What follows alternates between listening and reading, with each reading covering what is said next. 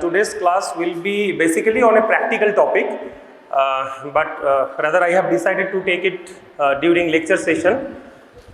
This class will be on arterial pulse tracing. And arterial pulse tracing, I remember I taught only one batch during practical class, that too not in much detail. So I thought of taking this class in lecture class, as this class is really important and you will be getting questions during your practical examinations, during your theory, during your objective structured practical examination and all this, and definitely during grand vivas. Okay, so to start with, what I remember during my first cardiovascular system class,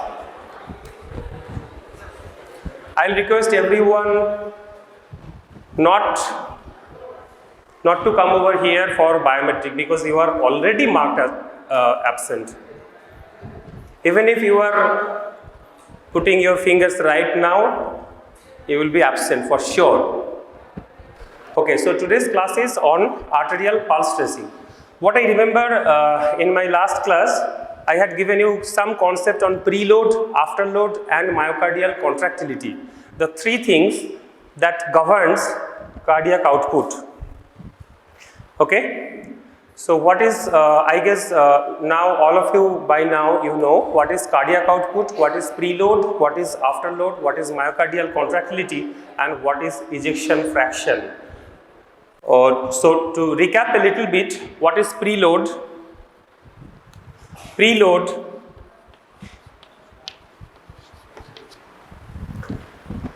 is equal to end diastolic volume. Preload is equal to end diastolic volume. Preload is equal to end diastolic volume. So there is another definition for preload. It is the initial fiber length. Initial fiber length. It is the initial fiber length before contraction. So in case of cardiac muscle, as we are concerned with the cardiovascular system, it is the myocardium. So before contraction, the myocardial length. Before contraction, the myocardial length. And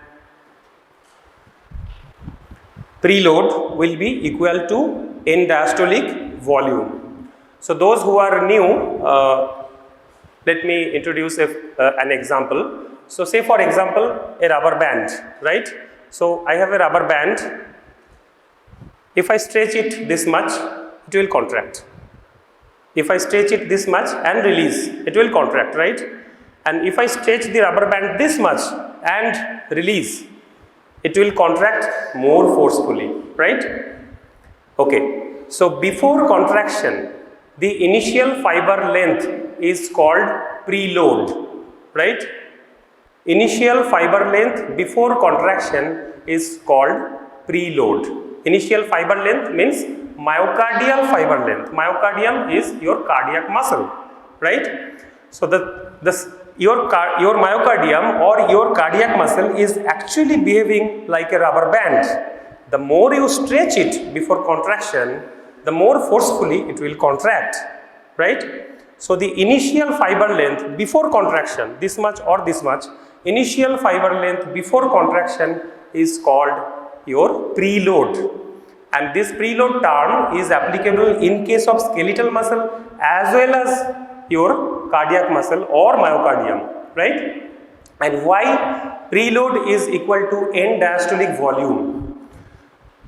So after diastole or at the end of diastole, the amount of blood within the left ventricle, it stretches the myocardium, right? It stretches the myocardium. Say for example your left ventricle, right? So this is your left ventricle, and at the end of diastole, say for example, at the end of diastole, the total amount of blood is 100 ml. Okay? Now another scenario, another case, left ventricle. Now at the end of diastole, total blood is 120 ml. Okay? Now in which case your myocardium is more stretched? In this second case, definitely. The more is the end diastolic volume, the more is the end diastolic volume, the more forcefully your LV will contract. Right? Getting my point? The more is your end diastolic volume, more forcefully your myocardium will contract. So here, this is the two-dimensional diagram, but anyway, you can assume that this is a rubber band, right? This is a rubber band, and here this rubber band is more stretched. So more forcefully it will contract during systole and it will eject more blood. Getting my point? So preload is equal to end diastolic volume. The more is your end diastolic volume, more forcefully your LV will contract. Right? So this is preload. Now what is afterload? What is afterload?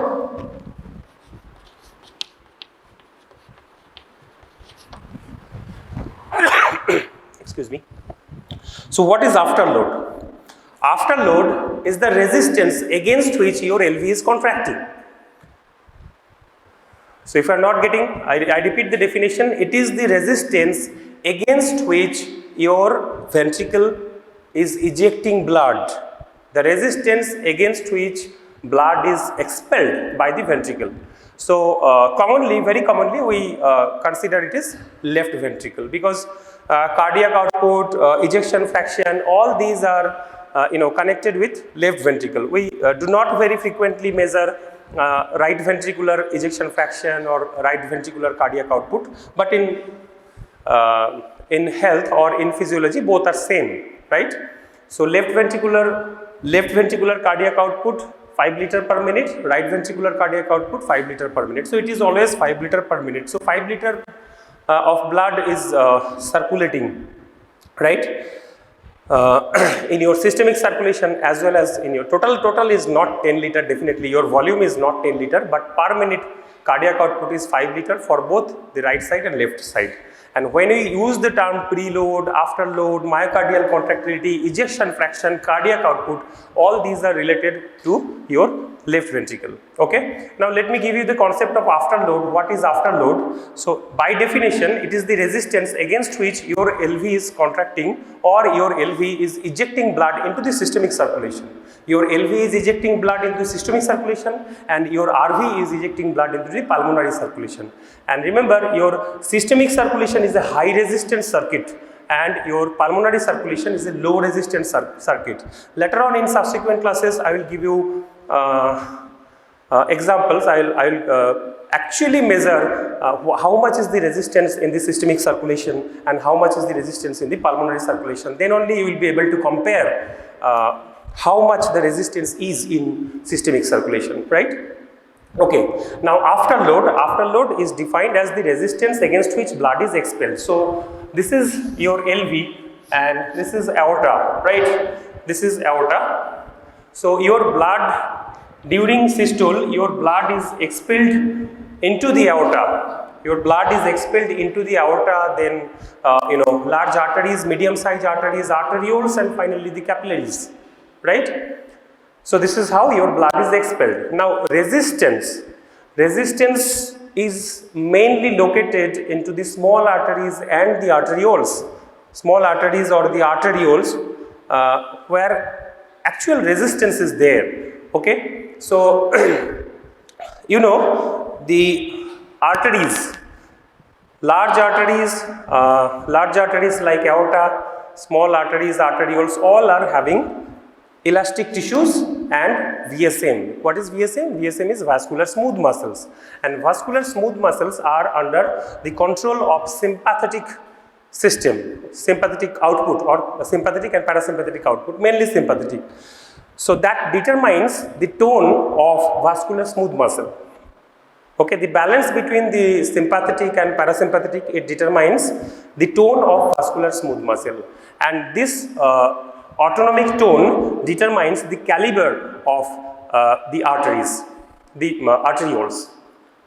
where actual resistance is there. So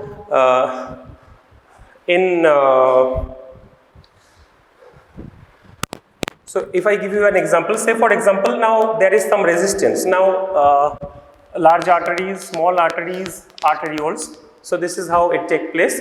Now these are the areas where it is the site of resistance, right? Now say for example, somehow we have applied a drug which will vasoconstrict, which will constrict the arterioles and which will increase the vascular smooth muscle tone. So what will happen?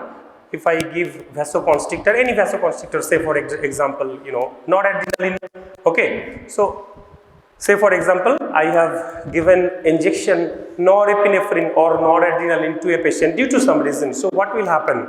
So this is the site of resistance. All the vascular smooth muscles will contract. As a result, the caliber will decrease, right? As a result, the blood vessels will constrict. Okay, blood vessels will constrict. So what will happen? The resistance will increase, right? That means afterload is increasing. Okay, now talk about the definition. It is the resistance against which blood is expelled, right? So it is the resistance against which blood is expelled. Okay, so this is afterload. Afterload is equal to peripheral resistance. Afterload is equal to peripheral resistance. Just like your preload is equal to end diastolic volume, your afterload is equal to peripheral resistance. The more is the peripheral resistance, the more is your afterload. Just like the more is your end diastolic volume, the more forcefully your heart will contract, right? Or eject blood. Okay, now the third parameter, I have already told that there are three parameters that govern your ejection fraction, that govern your cardiac output, right? So first is preload. Very simply, we have discussed preload. There are many things, many other things as well we will discuss in subsequent classes.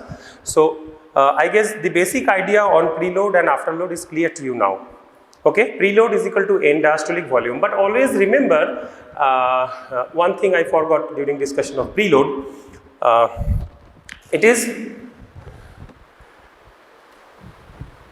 There is a physiological limit. Actually, there is a physiological limit. So what is that limit? While defining preload, you need to say that up to a physiological limit, the force of contraction will be proportional to the initial fiber length.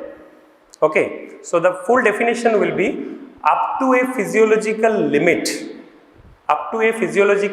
The force of contraction will be proportional to the initial fiber length.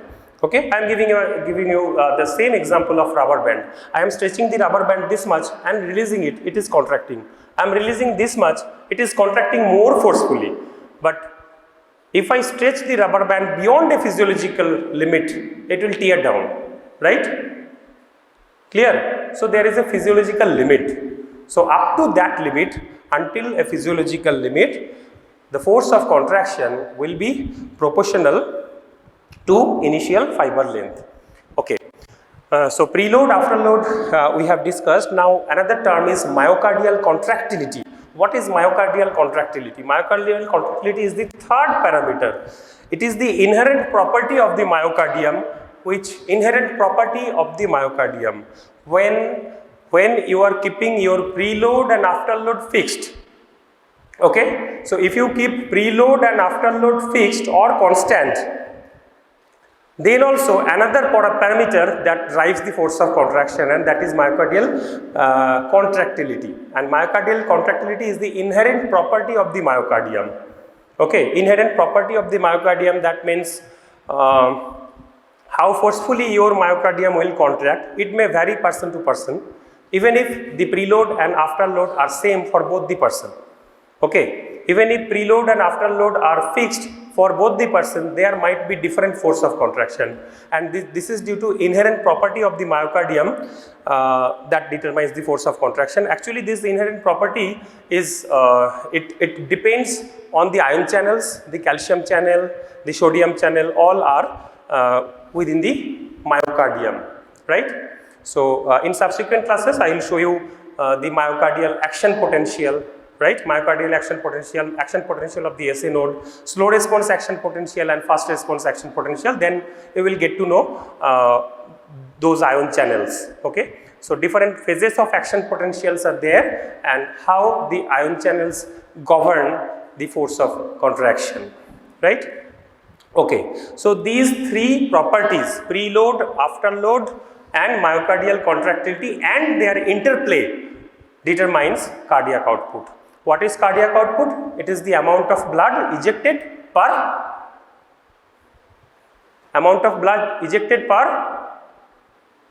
what? 5 liter, value is 5 liter per minute. 5 liter per minute. Cardiac output is 5 liter per minute, right? So for LV cardiac output is 5 liter per minute. For RV also it is 5 liter per minute. And if you convert it into ml per second,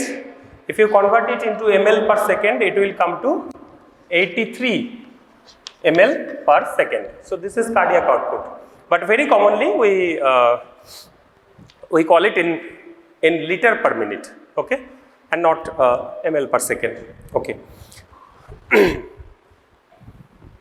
So now, what is ejection fraction? Anyone of you? What is ejection fraction? What is ejection fraction?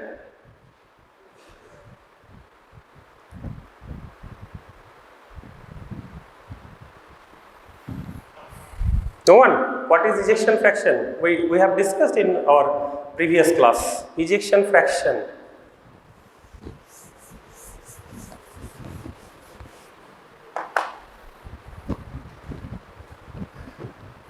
Okay, so you know end diastolic volume. From the name, you know what is end diastolic volume. At the end of diastole, the amount of blood inside your left ventricle is called end diastolic volume.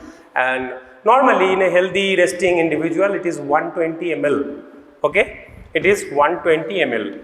End diastolic volume is equal to 120 ml. That means at the end of diastole. Now once the diastole has happened, next thing is systole. Okay. Now your LV has how much blood? 120 ml blood at the end of diastole, end diastolic volume. Now your LV will contract, right, and eject some blood. Okay, eject some blood. How much blood your LV will eject? All these 120 ml or part of it, right? Part of it. So how much blood your LV has ejected? How to calculate? We need to know end systolic volume. After systole, how much blood is remaining inside your LV, right? So end systolic volume. How much? In a healthy resting individual, it is 50 ml, right? It is 50 ml. Okay.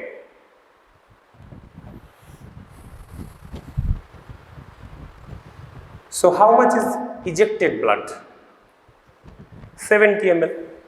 Okay, so 70 ml is ejected blood. 70 ml is ejected blood from your LV in each systole, right? In each systole, 70 ml of blood is ejected. Okay. Now, what is ejection fraction? Ejection fraction is equal to, this 70 ml blood is also called, name is there. What is that? Stroke volume. Very nice. Stroke volume. Okay, this 70 ml is stroke volume. Okay. Now, ejection fraction, very simply, ejection fraction is equal to stroke volume by end diastolic volume into 100. Okay. Ejection fraction is equal to stroke volume. Matlab, how much percentage of end diastolic volume is ejected?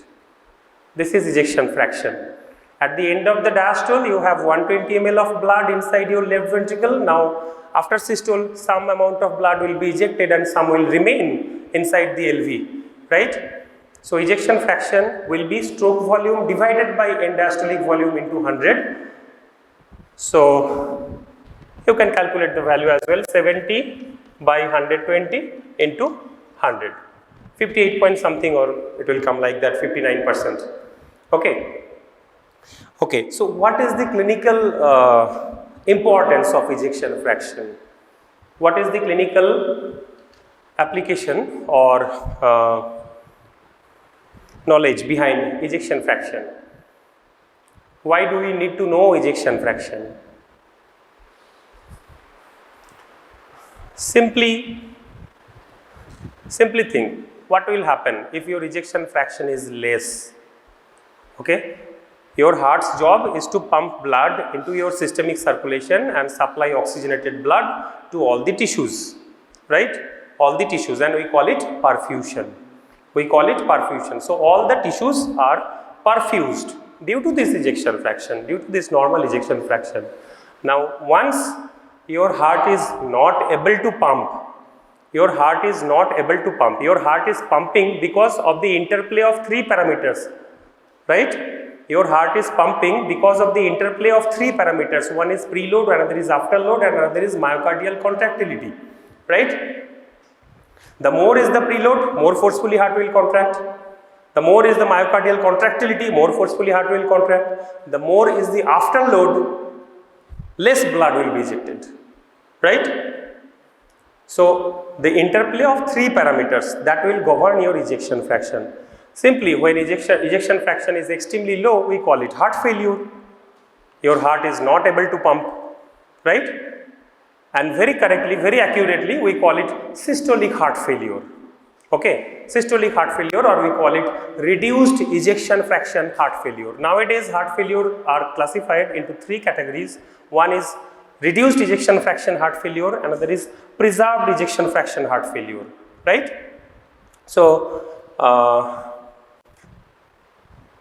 more than 50% of ejection fraction, we call it normal, okay? And when there is heart failure but ejection fraction is maintaining, ejection fraction is normal, we call it preserved ejection fraction heart failure, okay?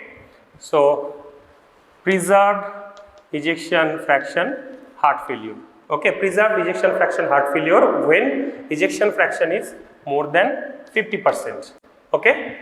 And reduced ejection fraction heart failure when ejection fraction is less than 40%, okay? Now 40 to 50% is also there, we call it mid-range failure, right? Okay, so anyway, we will come to ejection fraction and heart failure in a separate class, because you have also a class on heart failure. Okay, so by now you know what is preload, afterload and myocardial contractility, you know what is cardiac output, you know what is ejection fraction, and how with the ejection fraction we can classify heart failure, okay? Preserved ejection fraction heart failure, that means ejection fraction more than 50%. Reduced ejection fraction heart failure, that means ejection fraction less than 40%, and 40 to 50% we call it mid-range failure, okay? And normal ejection fraction, 55 to 65%. 55 to 65% is the normal ejection fraction. And the formula of ejection fraction is stroke volume divided by end diastolic volume into 100. The fraction of end diastolic volume which is expelled per bit per systole, right? It is ejection fraction. Okay. Now, everything is preliminary knowledge. It took a lot of time anyway.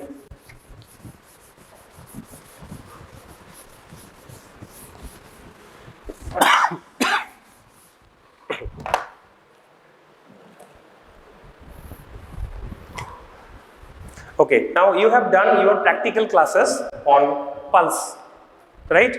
How to check the pulse, the rate of the pulse, rhythm of the pulse, volume of the pulse, contour of the pulse, then the delay, radial delay or radiofemoral delay, and then condition of the arterial wall, right?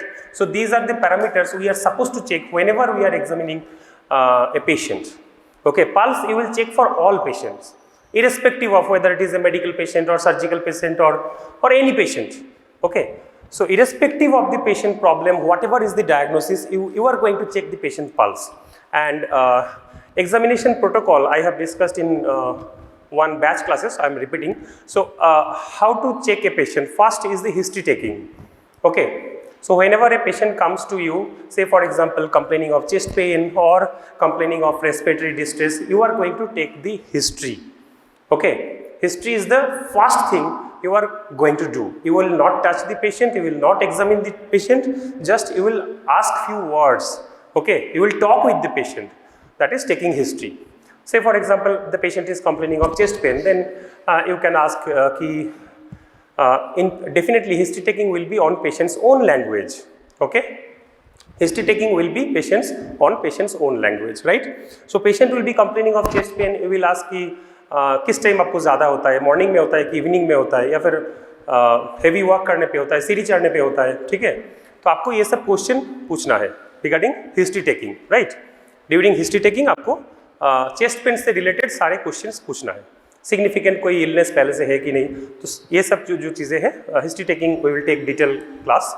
Okay, so first thing is history taking and second thing is clinical examination. Okay, first is history taking, second is clinical examination, and under clinical examination, so first is history, second is clinical examination. Okay, second is clinical examination, and under clinical examination you have general physical examination and systemic examination. Okay, so first you are going to perform under clinical examination A, general physical examination, and B, systemic examination, right? General physical examination and systemic examination. And general physical examination practical class is also over, I guess, for all, right? And under general physical examination we see vitals. Okay, we see vitals and few other points. What are other points? Anemia, cyanosis, jaundice, clubbing, edema, neck vein, neck gland. Okay, and under vitals we see pulse, blood pressure, temperature, maybe saturation, right? Okay, so history taking, clinical examination, under clinical examination, general physical examination and systemic examination. General physical examination is same for all patients. General physical examination is same for all patients. You will check for the vitals and you will check for the anemia, cyanosis, jaundice, clubbing, edema, neck vein, neck gland, right? For everyone you are going to perform this, right? And systemic examination will depend on the patient complaints. So say for example, in our example, the patient was complaining of chest pain, right? So chest pain might be due to cardiac origin or might be due to respiratory system origin. So you are going to examine patient's cardiovascular system and patient's respiratory system, right? So you are going to perform systemic examination, which is cardiovascular system and respiratory system, but you are not going to check patient nervous system or not going to check patient's abdomen or lymphatic system, right? Okay, getting my point? Okay, now say for example the patient is complaining of weakness in one side. Say for example the patient is complaining of weakness on right side, okay, in comparison to left side. So you are systemic examination, you are going to take history, you are going to take clinical examination, general physical examination, vitals, anemia, cyanosis, jaundice, everything is same. And under systemic examination for this patient you are going to check patient's nervous system, right? As the patient was complaining of weakness or weakness or maybe paralysis of one side, right? So your systemic examination is not going to be same for all patients. Patient's complaint will give you clue which system to examine, right? So this is the flow of seeing a patient, right? Okay, now under general physical examination we have vitals, and under vitals we have blood pressure measurement and we have pulse. Okay, now let me introduce you or enter into pulse.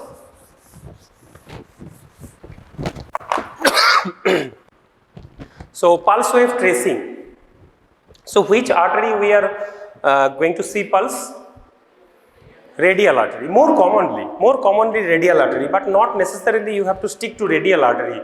You may examine carotid pulse, you may examine brachial pulse. Okay, that depends on your judgment. Which artery is better for what? Okay. So say for example, you are going to check the volume of the pulse. You are going to check the volume of the pulse. Definitely radial artery will be better to check the volume of the pulse. But say for example, you are going to check the contour of the pulse, okay, or the shape of the pulse or contour of the pulse, then brachial artery or your carotid artery might be better. Okay. So it is your judgment which artery to check, but more commonly we use radial artery for rate, for volume. Okay, for rate calculation, for volume, very commonly we trust on radial artery. Okay, radial delay, you will put your hands on both the radial artery. Radiofemoral delay, you will put your one hand on radial artery and another on femoral artery, right? And for contour of the pulse, brachial artery or even carotid artery might be a better choice, right? Okay, so pulse wave is basically, right? Pulse wave is basically a pressure wave. So check here, this is called the Wigger's diagram and you need to remember this diagram. Okay, so see, so the first one, this is the aortic pressure, right? This is arterial pressure, this is ventricular pressure, this is ventricular volume, this is electrocardiogram or ECG, and this is phonocardiogram, right? This is S1, this is S2, S3. Okay, now see, this is the pulse wave actually, aortic pressure. Okay, if you check it in carotid artery, you will be getting this curve. Okay, now let me draw, otherwise you won't understand.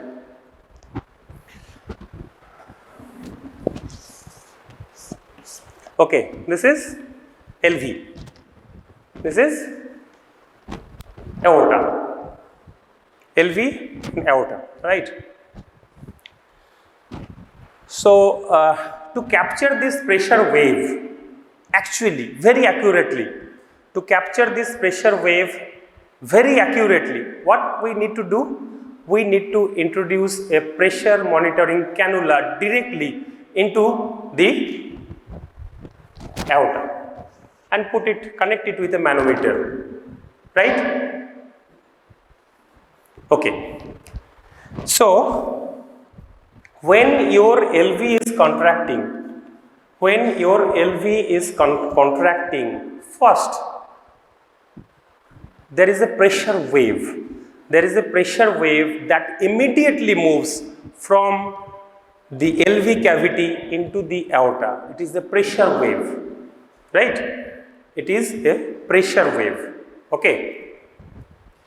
So all of you know Pascal's law and all these things. I guess you are better than myself in physics. So you can assume that whenever your LV is contracting, immediately a pressure wave is moving towards aorta. Okay, and after that some volume moves from inside the LV cavity into the aorta. Okay, so first the pressure wave, the speed of which is 4 to 5 meter per second.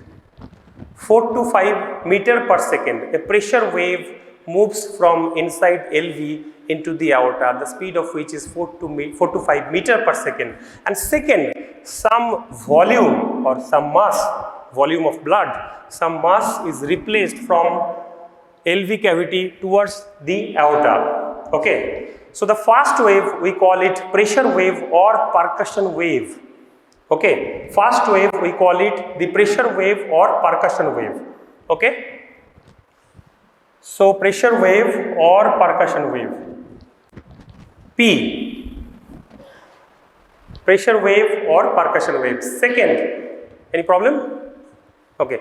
So first is pressure wave and percussion wave. Second, some volume moves from the cavity of LV into the aorta. We call it volume wave or tidal wave.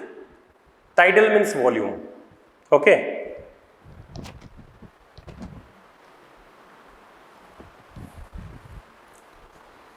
T. Okay, so everything is happening within the period of systole. Everything is happening within the period of systole. Systole means the duration between S1 and S2. Okay. Systole means the duration between S1 and S2. How much is the duration? Definitely I am talking about LV. How much? How much time? 0.3 second. 0.3 second is systole and 0.5 second is diastole. Okay, so within this time period, so this is S1 and this is S2. So this is systole, right?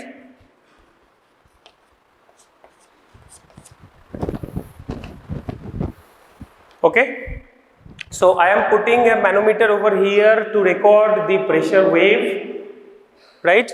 To record the pressure wave. So first I am getting the percussion wave because of the pressure wave that moves from LV to aorta at a speed 4 to 5 meter per second, followed by a volume wave that moves from LV to aorta, that also increases pressure, and the speed is much less, 30 to 40 centimeter per second.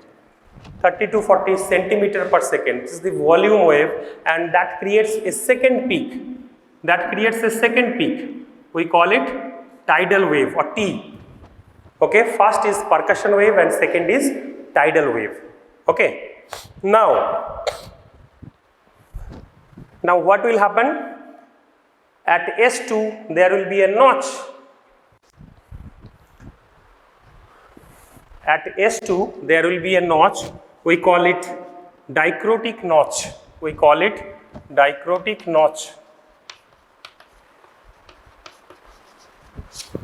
It corresponds to S2. S2 is due to what? S2 is due to what? Oh my God. S2 due to closure of for LV, very specific. For LV it is aortic valve. Yes, semilunar valve, you are correct, definitely you are correct. Okay. So after systole, this valve is going to close, right? Once the blood is ejected, this valve is going to close, right? And that signifies this dichrotic notch. Okay. And after dichrotic notch, you get a wave. After dichrotic notch, you get a wave, we call it dichrotic wave or D. So it is P, percussion wave or pressure wave. It is T, tidal wave or volume wave. Now we have D. It is dichrotic wave. Okay. So in systole, between S1 and S2, we are getting P and T. Right? In systole, between S1 and S2, we are getting P and T, percussion wave and tidal wave. And during diastole, we are getting, that means after S2, between S2 and S1. This is diastole. Right? And during diastole, we are getting D. Now, what is cause of D? P is percussion wave. Because of pressure wave, it travels from your ventricular lumen to the aorta, ventricular cavity to aorta, P. T is some volume is replaced from ventricle to aorta, right? Dichrotic notch is due to sudden closure of that route. Okay, so blood is flowing, pressure is flowing in this route, suddenly it is closed. So you get a notch, right? Now there is a peak, and this peak is the reflected pressure wave from the periphery. Again I am coming to afterload. It is the peripheral resistance. Okay, so this is aorta. Now it is gradually getting narrowed, right? Now the reflected wave from the periphery, reflected pressure wave from the periphery, it creates dichrotic wave, right? Now you can explain a pulse wave. So a pulse wave has got 3 peaks. First 2 peaks in systole and 1 peak in diastole, right? 2 peaks in systole and 1 peak in diastole.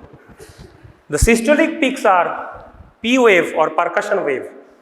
That is due to pressure wave traveling from ventricular lumen into the aorta. Second peak is the tidal wave, that is due to some volume which is being transported from the ventricular cavity into the aortic lumen, right? So percussion wave and tidal wave. And the third wave which we get during diastole is due to the reflected wave from the periphery. The pressure wave, due to peripheral resistance, it is reflecting from the periphery and coming here. Reflected wave from the periphery, from the arterioles. Okay. So reflected wave from the arterioles, it is moving back proximally. It is moving back proximally, and it is creating a pressure wave called dicrotic wave. Clear? So this is normal pulse pressure tracing. Okay. So if your examiner asks you during viva or during examination, how much peaks you get in arterial pulse tracing? Sir, we get 3 waves or 3 peaks.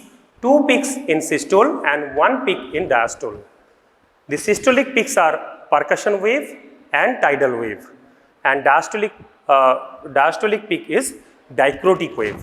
Percussion wave is due to pressure wave, tidal wave is due to volume, and dicrotic wave is reflected pressure wave from the periphery. Now you tell what will happen in a hypertensive individual, the patients who are suffering from long-standing hypertension or essential hypertension, where peripheral resistance is too much high. Okay, where peripheral resistance is too much high. Say a patient of hypertension. We all have hypertensive patients at our home, our father, grandfather, or mother, grandmother. So many patients are suffering from hypertension, maybe in our family or in our neighborhood or within our relatives, right? Many patients are hypertensive. So what will happen to them? So where hypertensive means most of the time what happens? The peripheral arteries, arteries or arterioles, they usually lose their elasticity. So peripheral resistance will be high, right? Afterload will be high, peripheral resistance will be high, and heart has to pump more forcefully to overcome this afterload, right? We use various drugs to reduce afterload, so that is a different issue. But the major thing is peripheral resistance is high. Okay, and you know that dicrotic wave, it is the reflected wave from the periphery due to peripheral resistance, right?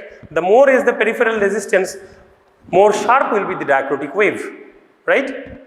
So the more is the peripheral wave, more sharp will be the dicrotic wave, right? The height of the dicrotic wave will tell you how much is the peripheral resistance, correct? Okay. Now, what happens in a patient with very high afterload, very high peripheral resistance? What will happen?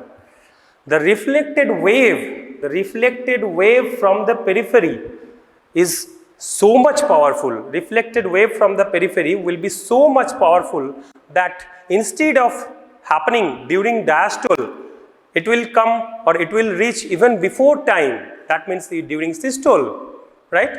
So reflected wave from the periphery, it may reach even before diastole, and it may top on the percussion and tidal wave. Getting my point? So reflected wave from the periphery is so much strong because the afterload is high or peripheral resistance is high. Instead of happening during diastole, the reflected wave from the periphery may come even before diastole, and it may top on the percussion and tidal wave. Okay? So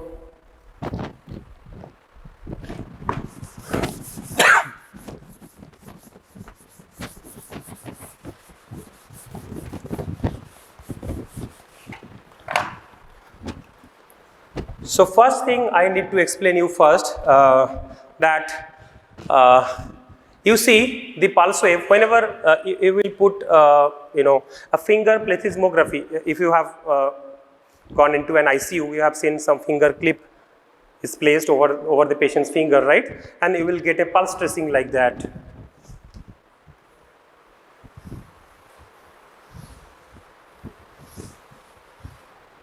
right? So this is what? Dicrotic wave. This is dicrotic wave. This is dicrotic wave. This is dicrotic wave. Why don't you see percussion wave and tidal wave separately? This is P and T combined. This is P and T combined. P and T combined. P and T combined. Why? This is because you are recording pulse in a digital artery, right? You are recording pulse wave in a digital artery where you will not find any separation between percussion wave and tidal wave. All are merged together, right? So I was placing the manometer directly into the aorta. So you see a percussion wave and tidal wave and dicrotic wave. Okay. So P, T, D. Now once you place the pressure monitoring device into more peripheral artery like radial artery or digital artery, both P and T percussion and tidal wave are combined together, right? So UT percussion and tidal wave combined and the dicrotic wave. Percussion tidal combined and dicrotic wave. This is how you get the curve, right? So it is very difficult in radial artery or digital artery to differentiate between percussion and tidal wave. All are merged together. Okay, for your understanding, I have explained what is percussion wave and what is tidal wave, right? But basically during pulse tracing on all clinical purpose, we get one peak in systole, one peak in diastole. One peak in systole is combined P and T and one peak in diastole is dicrotic wave, correct? Okay, now what I was talking about is what happens in a patient of hypertension.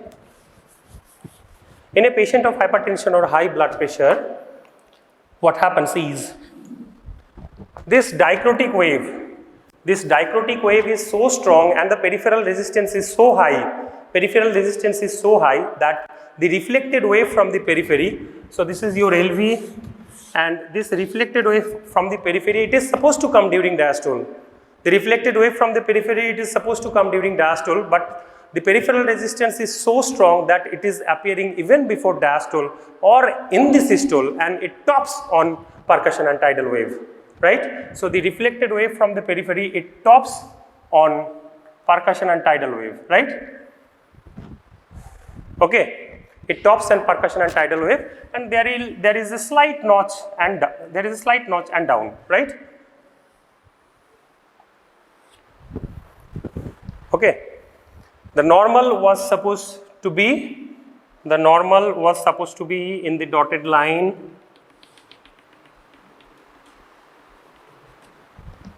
Okay, the normal was supposed to be the dotted line. Now the patient has hypertension, high peripheral resistance. The reflected of the wave from the periphery, it comes even before the diastole and it tops on the percussion and tidal wave and it increases some pressure, and this much is the delta P or augmented pressure. This much is the augmented pressure. Clear?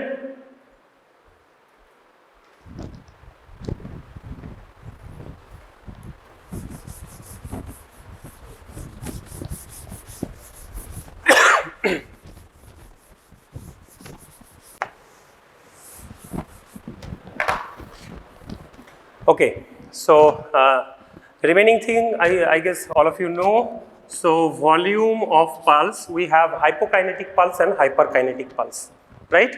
Hypokinetic pulse and hyperkinetic pulse. That means another similar term is high volume pulse and low volume pulse. Okay, so you need to remember what are the situations where you get high volume pulse. High volume pulse. So there are some physiological conditions, there are some pathological conditions, right? So anemia, in pregnancy, in thyrotoxicosis, in beriberi, in cardiovascular disease, aortic regurgitation, you get high volume pulse. Okay, so you remember the examples because your examiners will ask you, give me some examples of high volume pulse. So your answer should be physiological pregnancy, right? Pathological anemia, thyrotoxicosis, beriberi, right? And aortic regurgitation. What is aortic regurgitation? Now you need to be familiar with the terms stenosis, regurgitation. Okay, what is regurgitation? Anyone? What is regurgitation? Backflow, yes. So I was talking about aortic valve, right? So this is your LV and this is aortic valve. Okay. Now after S2, once there is S2, that means beginning of diastole, right? So once there is S2, your aortic valve should be closed, right? After S2, aortic valve should be closed. But once the aortic valve is incompetent, what happens? It doesn't close completely and there is backflow of blood, right? There is backflow of blood, we call it aortic regurgitation, right? So what happens in aortic regurgitation? If you measure blood pressure, you listen coroscope sound, you remember during your blood pressure class, so you listen coroscope sound, okay, and it is the point where coroscope sound stops, you call it diastolic pressure.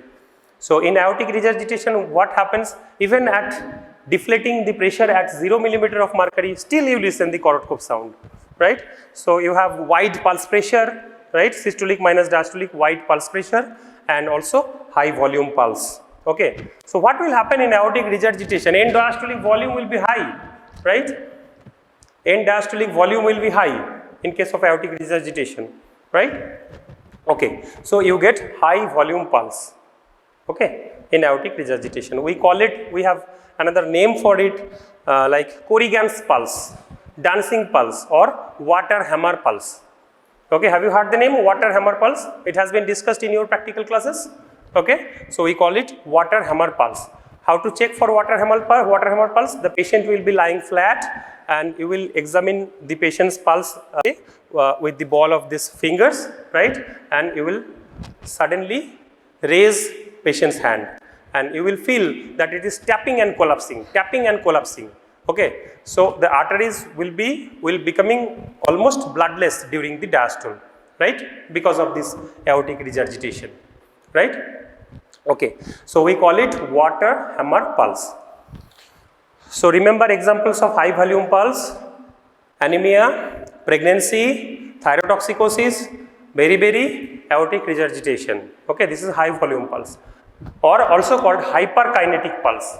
Okay, or also called hyperkinetic pulse. Now, what are hypokinetic pulse? What are hypokinetic pulse or low volume pulse? Just opposite to aortic regurgitation, what? Aortic stenosis. Okay, aortic stenosis, low volume pulse. That means this valve is stenosed. Okay, the aperture is narrowed. Okay, the aortic valve aperture is narrowed down. We call it aortic stenosis, right? We call it aortic stenosis. Now in aortic stenosis, you can assume that very less blood is ejecting due to narrow aperture, right? So it will give rise to low volume pulse. And if you take the pulse wave tracing, it will be like this. Okay, it will be like this, a flat curve. Instead of being this, it will be flat. Okay, so it is low volume pulse. It is found in aortic stenosis. Okay, and there are other examples of, this is cardiac disease. There are other examples of low volume pulse as well. If the patient is suffering from dehydration, shock, then also you are going to get a low volume pulse, right? And the typical flat curve which we get in aortic stenosis, it is called pulsus parvus etardus. No need to remember, just in aortic stenosis we get pulsus parvus etardus. It is a typical low volume or hypokinetic pulse, right? Okay, I guess I should end here. Some part is remaining. I'll carry on to next class. Okay, thank you students. So you know the body cavities. Actually, all are primitive body cavities, not adult body cavities. Adult body cavities ki ache? What are the cavities in adult? Very good. Peritoneal cavity. This is known as abdominal cavity, the peritoneal cavity. Thoracic cavity. The thoracic cavity again divided into two parts, the pleural cavity and pericardial cavity. So, in an embryo, how the body cavities are formed? and in important structures, that is diaphragm, that is also developed during the development of the body cavities. Without the development of the diaphragm, there is no separation of the body cavities. Because you know the diaphragm in between the thoracic cavity and abdominal cavity in an adult human. So this diaphragm having different source, diaphragm having different source of origin. The adult diaphragm কিভাবে থাকে? The central tendon, then dome, then crura of the diaphragm, like this. তাই তো? Crura means leg. You imagine your legs. This is the diaphragm. At the beginning of 3rd weeks, before folding of the embryo, কারণ this is a very complicated process. Embryology is very complicated. And during development, all of the structures are developing continuously with each others. কি ঠিক না? একটা structure যেমন heart যখন develop হয়, when the heart is developed, gut tube development stop থাকে, lung development stop থাকবে, vertebral column development stop থাকবে, কারণ ডরসালি ভেন্ট্রালি সমস্ত every structures are continuously developing with each others, মানে প্রত্যেকের সাথে ডেভেলপড হচ্ছে। কারণ at the 8 weeks all the primordium or primitive structures are formed in the embryo, all the primitive structures. So you suppose the heart, you suppose the lungs, you suppose the kidney, all the structures are formed. You know there is a horseshoe shaped first, horseshoe shaped coelomic cavity is there before folding, not after folding. After folding, this horseshoe shaped is not maintained.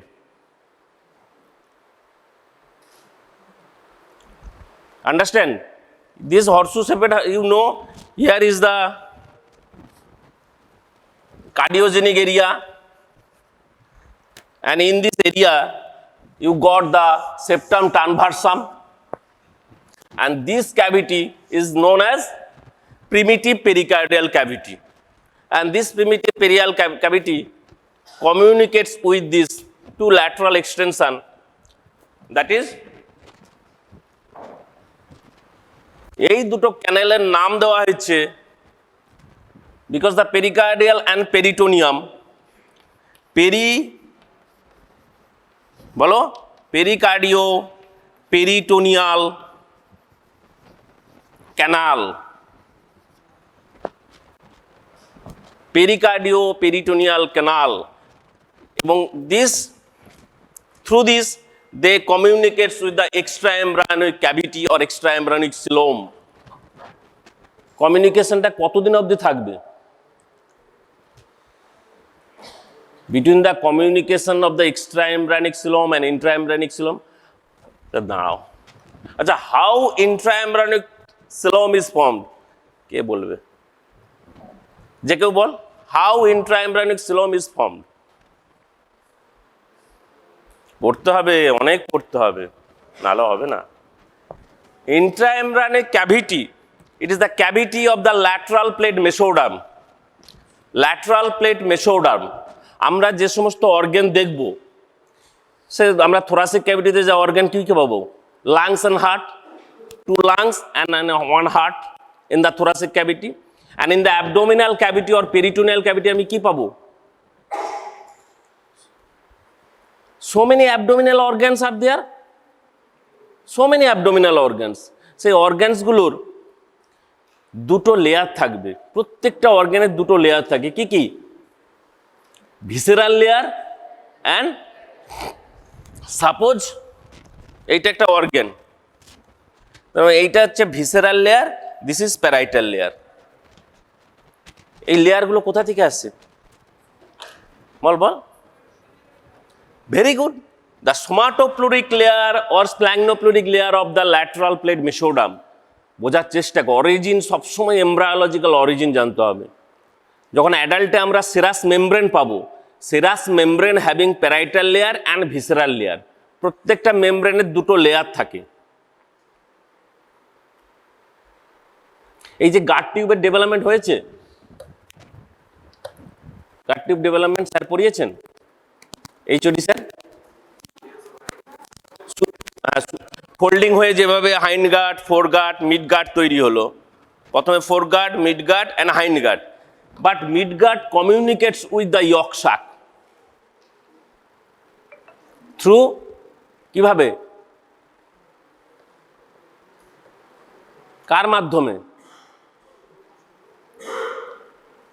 আচ্ছা, আমাদের কি এই ventral যে body ওয়াল বা dorsal body ওয়াল আমাদের কি close থাকে যখন আমরা জন্মাই? When a baby is born, তার ভেন্ট্রাল বডি ওয়াল কি থাকে, ফাঁকা থাকে? ফাঁকা থাকে কি? থাকতে পারে, সেটা ডিফেক্টে হতে পারে, কিন্তু normally the ventral body wall clauses. Dorsal body ওয়াল তো ক্লোজ থাকবেই, ভেন্ট্রাল বডি ওয়াল অলসো ক্লোজেস। কেন? এই যে ফোল্ডিং হয়, কেফালোকডাল ফোল্ডিং, ভেন্ট্রালি যে ফোল্ডিংগুলো হয়, এই ফোল্ডিংগুলো জানতে হবে যে এই ফোল্ডিংগুলো কেন হলো। এক, to attend the cylindrical structures of the embryo. তাহলে এমব্রায়ো যে সিলিন্ড্রিক্যাল স্ট্রাকচার, সেটা অ্যাডাল্ট ফর্মেও আমরা সিলিন্ড্রিক্যাল, দেখ আমরা সিলিন্ড্রিক্যাল মতো দেখতে, আমাদের একটা ব্রেন আছে, সরি একটা হেড আছে, নেক আছে, পুরো সিলিন্ড্রিক্যাল একটা বডি, টু লেগস। লেগস বা এই যে আপার লিম বা লোয়ার লিম, দে আর যে limb buds, they are grows from the body wall, lateral ventrolateral body wall থেকে বেরিয়ে এসছে।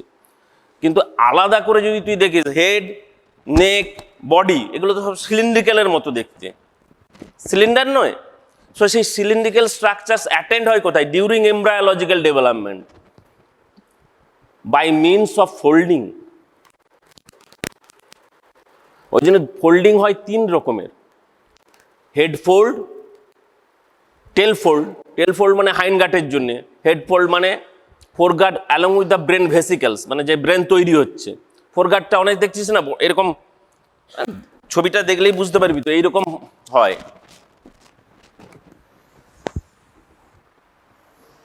এরকম কেন লিখি? লিখি না এরকম, এরকম ছবিটা মানে লিখি না, মানে এরকম একটা সেকশনের ছবি তো এরকমই হয়। আর যা বইতে দেখবি সেকশন সব কিন্তু ট্রানভার্স সেকশন, কোনো একটা লেভেলে ট্রানভার্স সেকশন করা হয়েছে। ধর এমব্রায়ো 22 ডেজ ওল্ড, তার যা সেকশন হবে, এমব্রায়ো 27 ডেজ অফ ওল্ড হয়, বা 3 উইকস, 4 উইকস এইভাবে হয়। 8 উইক্সের পর আর সেকশন করার দরকার নেই, 8 উইক্সের পর সমস্ত আস্তে আস্তে ডেভেলপড হয়ে যায়, আর এবার গ্রোথ হতে থাকে, further development and further growth.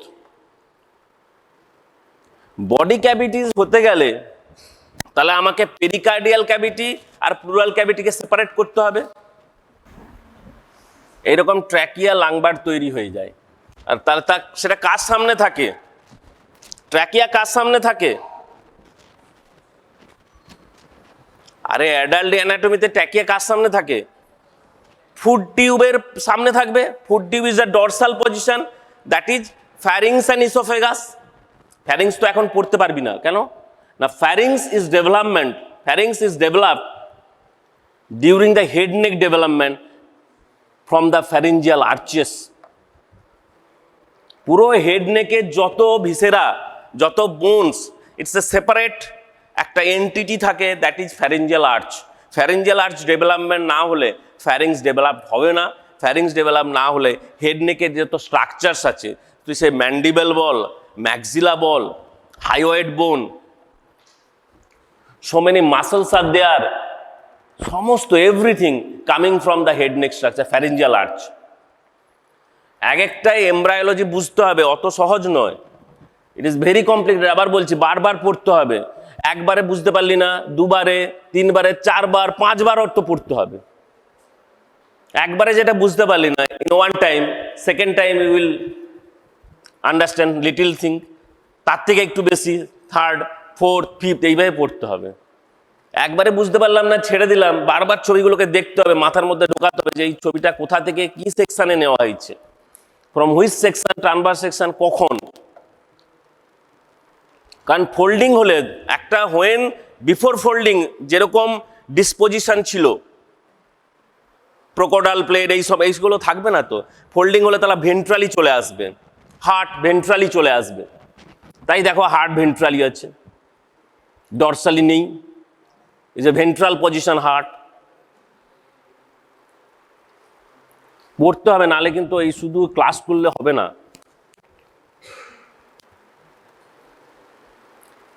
শুধু ক্লাস করলে হবে না, এর ওপরে থাকবে, এখান থেকে থাকবে ইসোফেগাস, এইরকম ইসোফেগাস থাকে।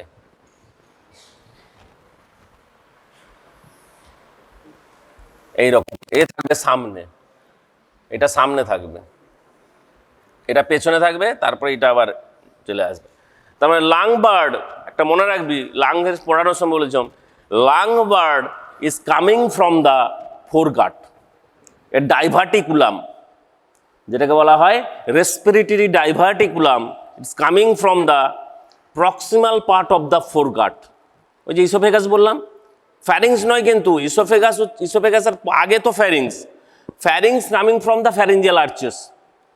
যখন ডেভেলপমেন্ট অফ ফ্যারিঞ্জিয়াল আর্চ হবে, অনেকগুলো আর্চ থাকে, কতগুলো জানিস?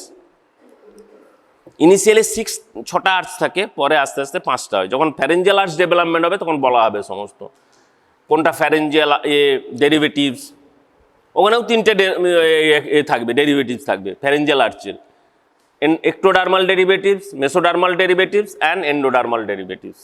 এক্টোডার্মালটাকে ক্লেপ্ট বলা হয়, বারবার শোন, এটা আবার ফ্যারিঞ্জিয়াল আর্চে বলা হবে। এক্টোডার্মাল যেটা derivative, that is cleft, CLEFT, cleft. আর যে মেসোডার্মাল ডেরিভেটিভস আর পুরোটাই একদম, ওকার নাম দেওয়া হয় না, মেসোডার্মাল ডেরিভেটিভস। আর এন্ডোডার্মাল হচ্ছে এন্ডোডার্মাল পাউচ হয়, সেগুলো বিভিন্ন, এই যে ফনসিল যে তৈরি হয়, সুপিরিয়র প্যারাথাইরয়েড, ইনফিরিয়র প্যারাথাইরয়েড, এগুলো পাউচ থেকে তৈরি হয়। Pouch means endoderm, cleft means ectoderm, তার মাঝে বসে আছে মেসোডার্ম। এই মেসোডার্ম তৈরি করবে টাং, থাইরয়েড গ্ল্যান্ড, আছে তো thyroid gland, tongue, thyroid gland, এগুলো কে তৈরি করবে? মেসোডার্ম। আচ্ছা, ডায়াফ্রামকে কে সাপ্লাই করে? ডায়াফ্রামকে কে সাপ্লাই করে? Which nerve supplies the diaphragm? Phrenic nerve. এই তো, এই যে এবার দেখ, এইটা কোনোদিন ভুলবি না যদি if you know the embryology. কারণ শুরুতে ডায়াফ্রাম কোথায় থাকে? At the beginning of 3rd weeks or 4th weeks, ধর 4th উইকস, ডায়াফ্রাম কোথায় থাকে? আচ্ছা, হোয়াট ইজ সেপ্টাম ট্রানভার্সাম?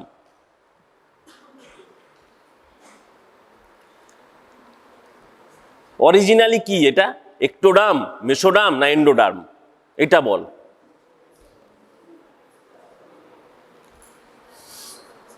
বল না, ভুল হোক ঠিক হোক। আরে, it is a unsplit part of intraembryonic mesoderm, যেখানে ক্যাভিটি পৌঁছাতে পারেনি। ঠিক একইভাবে যেভাবে কানেক্টিং স্টক তৈরি হয়, যেখানে এক্সট্রা এমব্রায়োনিক সিলম পৌঁছাতে পারেনি এক্সট্রা এমব্রায়োনিক মেসোডার্মে, সেইভাবেই তো সেপ্টাম ট্রানভার্সাম তৈরি হয়। সেপ্টাম ট্রানভার্সাম কি কি জন্ম দেয়? এই সেপ্টাম ট্রানভার্সাম কি কি জন্ম দেয়? Which structures coming from the septum transversum? এক্ষুনি তো বললাম, the dome of the diaphragm, central tendon of the diaphragm. একটা ডায়াফ্রামের সেন্ট্রাল টেন্ডন থাকে, this central tendon is coming from the septum transversum. আচ্ছা, এই septum transversum alone, is it able to separate the thoracic cavity and the peritoneal cavity? Initially যেটা thoracic cavity বললাম, যে এটা primitive thoracic cavity is a pericardial cavity, কারণ তখনও lung grow করেনি, because heart is developed earlier than the lung bird.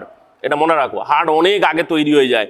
3rd weeks of ডেভেলপমেন্টে cardiogenic area, cardiogenic field, ventral to the pericardial cavity, in the visceral layer of the lateral plate mesoderm বা স্প্ল্যাঙ্গনোপ্লোরিক layer of the মেসোডার্মে তো heart তৈরি হয়। সেই ছবি আবার আঁকতে হবে, সেগুলো তো এঁকেছিলাম যে হার্ট কোথায় তৈরি হলো যখন 3rd উইকস অফ ডেভেলপমেন্ট পড়ানো হয়েছিল। এটা হচ্ছে 4 to 8 উইকস, ধীরে ধীরে ধীরে ধীরে সবগুলো পড়তে হবে 4 to 8 উইকস। এবং এরই মধ্যে মানে সঙ্গে সাথে সাথে এক্সট্রা এমব্রায়োনিক টিস্যু ডেভেলপমেন্ট হয়, প্লাসেন্টা অ্যান্ড আম্বেলিকাল কর্ড, সেটা এখনো পড়ানো হয়নি। সেটা কি থেমে থাকবে? আমি আবার বলছি, কোনো স্ট্রাকচার থেমে থাকবে না। Every structures are develop spontaneously, এবং তার হচ্ছে genetic blueprint is there. Genetic blueprint is there, মানে হিউম্যানের কিরকম স্ট্রাকচার তৈরি হবে তার একটা জেনেটিক ব্লুপ্রিন্ট আগে থেকেই আছে। And there is a criss cross talk between the ectoderm, mesoderm and endoderm, একে অপরের সঙ্গে কথা বলে। ধর তুই একটা 3 জনে মিলে একটা প্রজেক্ট করছিস, একা পারবি প্রজেক্ট করতে কোনোদিন? হয়তো করতে পারবি, আমি বললাম একটা ইম্পর্টেন্ট প্রজেক্ট 3 জনে মিলে করছিস, তাহলে কি করবি? তোরা চুপচাপ থাকবি, কেউ কারোর সঙ্গে কথা বলবি না, ক্রস কানেকশন হবে না। এই যে টকিং হয়, আমরা বলি না যে আমরা একে অপরের সঙ্গে কথা বলে একটা ফাইনাল একটা কাজ করি, একটা প্রজেক্ট কমপ্লিট করি, করি তো, ইম্পর্টেন্ট একটা ওয়ার্ক করি তো। সে যে কোনো প্রজেক্ট নয়, যে কোনো কিছু প্রজেক্ট নয়, কোনো কিছু একটা জিনিস। তাহলে এখানে আমাকে একটা এমব্রায়ো তৈরি করতে হচ্ছে। আর এমব্রায়ো শুরুতে আমরা বলেছিলাম এপিব্লাস্ট, হাইপোব্লাস্ট, মায়োব্লাস্ট, মানে একটোডাম। শুরুতে তো আমরা একটোডাম বলবো না, ডিফারেন্সিয়েশন হবে ডিউরিং গ্যাস্ট্রুলেশনস। 3টে জার্ম লেয়ার তৈরি হয়ে গেল। এই 3টে জার্ম লেয়ার আস্তে আস্তে আস্তে আস্তে ডেরিভেটিভ তৈরি করতে থাকলো। তার মানে কি, when there is the derivatives that is coming from the ectoderm, তাহলে মেসোডাম স্টপ থাকবে, এন্ডোডাম স্টপ থাকবে।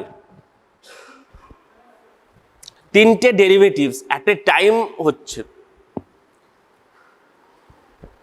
তো। আরে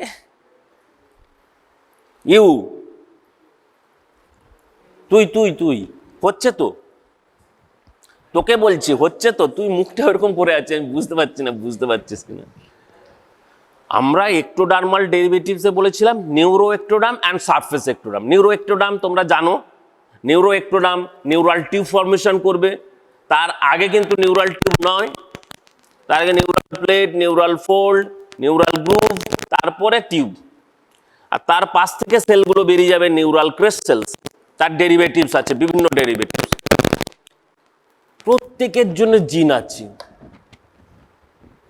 প্রত্যেকের জন্য এভরিথিং। এই যে অনেক ইম্পর্টেন্ট জিন আছে। হক্স বলে একটা জিন হয়, হক্স প্রোটিন, HOX, বোন মরফোজেনিক প্রোটিন। মানে আমি তো কয়েকটা বলছি, এরকম হাজার হাজার লক্ষ লক্ষ জিন্স আছে আমাদের এই যে এমব্রায়ো তৈরি। অত সহজ নয়। কেন এত জিন্স, কেন এত জেনেটিক ব্লুপ্রিন্ট, কেন? Because the embryo is very complicated. বুঝতে পারছেন, একটা অ্যাডাল্ট তৈরি করতে হবে তোকে, এটা ইজি নয়। বারবার পড়তে হবে general embryology. General embryology, if you know the general embryology, you know the systemic embryology, you know the adult মানে অ্যানাটমি, অরিজিন। আবার সোমাইটসটা এলো কোথা থেকে? Paraxial mesoderm, paraxial mesoderm. আরে প্রত্যেকের সঙ্গে লিঙ্কেজ আছে, দেয়ার ইজ এ লিঙ্কেজ। সোমাইটস না হলে অ্যাক্সিয়াল স্কেলিটন হবে না। সোমাইটসের আবার বলতে হবে sclerotome of the somite, sclerotomic segment of the somites. এটা তো সোজা জিনিস। রিবস ফর্মেশন হচ্ছে, স্টারনাম, এগুলো সব স্ক্লেরোটম থেকে, সোমাইটস থেকে। আচ্ছা, দুটো মাসেলস তৈরি হয়, দুটো মাসেল মানে ডোমেন। একটা হচ্ছে বলা হয় প্রাইমাক্সিয়াল, তোরা যেটাকে বলতে পারিস এপিমিয়ার, ওল্ড টার্ম ছিল এপিমিয়ার। আরেকটা হচ্ছে অ্যাবঅ্যাক্সিয়াল মাসেলস। দেখ, অ্যাবডোমেনে কি কি মাসেল পাবি তোরা জানিস আগে, যে বলেছিলি আমাকে, বল। হ্যাঁ বলেছিলি তো, ভুলে গেছিস আবার। Oblique muscles, external oblique, internal oblique, transversus abdominis, rectus abdominis. শুধু বডি ক্যাভিটিতে ঢুকে গেলাম হবে না, এইগুলো জিনিসগুলো জানতে হবে। বডি ক্যাভিটি তো পড়তে হবে, অবশ্যই প্রিমিটিভ বডি ক্যাভিটি পড়তে হবে, না হলে এই যে জেনারেল আইডিয়া, যখন একটা অ্যাবডোমেন খোলা হবে, অ্যাবডোমেনের ডালা খোলা হয়, ডালা থাকে, এই যে এইখান থেকে কেটে ডালাটাকে সরিয়ে দেওয়া হয়, পেলেই যেটা পাবো সেটা হচ্ছে পেরিটোনিয়াম। এই জন্যই তো নাম হচ্ছে পেরিটোনিয়াল ক্যাভিটি। আর এই পেরিটোনিয়াম হচ্ছে একটা মেমব্রেন, অর্গ্যানগুলোর গায়ে লেগে থাকে, তারপরে অর্গ্যান থেকে বেরিয়ে যায়। তার মানে এই অর্গ্যানগুলো একে অপরের সাথে লিগামেন্টস দিয়ে অ্যাটাচড আছে। তারা পরে যখন পড়বি যে what is greater omentum, what is lesser omentum, what is falciform ligaments, তো এগুলো কোথা থেকে আসছে? এই ল্যাটারাল প্লেট মেসোডাম যেটা তৈরি হয়েছিল, আবার ছবি আঁকতে হবে মনে হচ্ছে, ল্যাটারাল প্লেট মেসোডামের মধ্যে যে ক্যাভিটি ফর্মেশন হল, আগে তো একটা থিকেনিং অফ মেসোডাম তৈরি হয়, ল্যাটারাল প্লেট মেসোডাম, তারপরে cleft is appears or intercellular cleft, ওটা আস্তে আস্তে ল্যাটারাল প্লেটের মেসোডামগুলো সরে গিয়ে একটা ক্যাভিটি হয়ে গেল। এই ক্যাভিটির নামই হচ্ছে ইন্ট্রাএমব্রায়োনিক ক্যাভিটি, ইন্ট্রাএমব্রায়োনিক মেসোডাম। আমরা বলেছিলাম প্যারাক্সিয়াল মেসোডাম অ্যাক্সেসের দুপাশে থাকবে, নোটোকটের নিউরাল টিউবের দুপাশে। তারপরে বলবো একদম ল্যাটারাল প্লেট, মাঝে বসে আছে ইন্টারমিডিয়েট মেসোডাম। ইন্টারমিডিয়েট মেসোডাম এখানে কিচ্ছু করে না, ওরা চলে যায় জেনিটো ইউরিনারি সিস্টেম ডেভেলপমেন্ট করতে। এটা বলেছিলাম তো, দে আর ডেস্টিনড, মানে তাদের একদম তারা লেখা আছে কপালে, তাদেরকে এখানে থাকা যাবে না, তারা চলে যাবে কোথায়? কিডনি বা জেনিটালস অর্গ্যানস, এই জন্য বলা হয় genito urinary system, organs and duct system. অনেক ডাক্ট থাকে, ureter coming from the intermediate mesoderm. সেটা কখন তোমরা জানবে? During genito urinary development, kidney development. Kidney কি অর্গ্যান রে? এই যে আমাদের দুটো ওয়াল আছে, ভেন্ট্রাল বডি ওয়াল, অ্যাবডোমেনে কি বলবো? অ্যান্টিরিয়ার অ্যাবডোমিনাল ওয়াল। থোরাসেকে বলবো কি? অ্যান্টিরিয়ার থোরাসিক ওয়াল, পোস্টিরিয়ার থোরাসিক ওয়াল। ওয়াল তো এক, মাঝে পার্টিশন হয়ে গেছে, ডায়াফ্রামের পার্টিশন। পার্টিশন একা সেপ্টাম ট্রানভার্সাম করে না, আর কে কে করে সেটাই জানতে হবে। ডায়াফ্রাম জানলে বডি ক্যাভিটি জানা যাবে। এই জন্যে বডি ক্যাভিটিজ অ্যান্ড ডায়াফ্রাম লিখেছি। এটা তো হলো, আমি তো প্রথমে শুরুতে বলেছিলাম যে ধরো এইটা,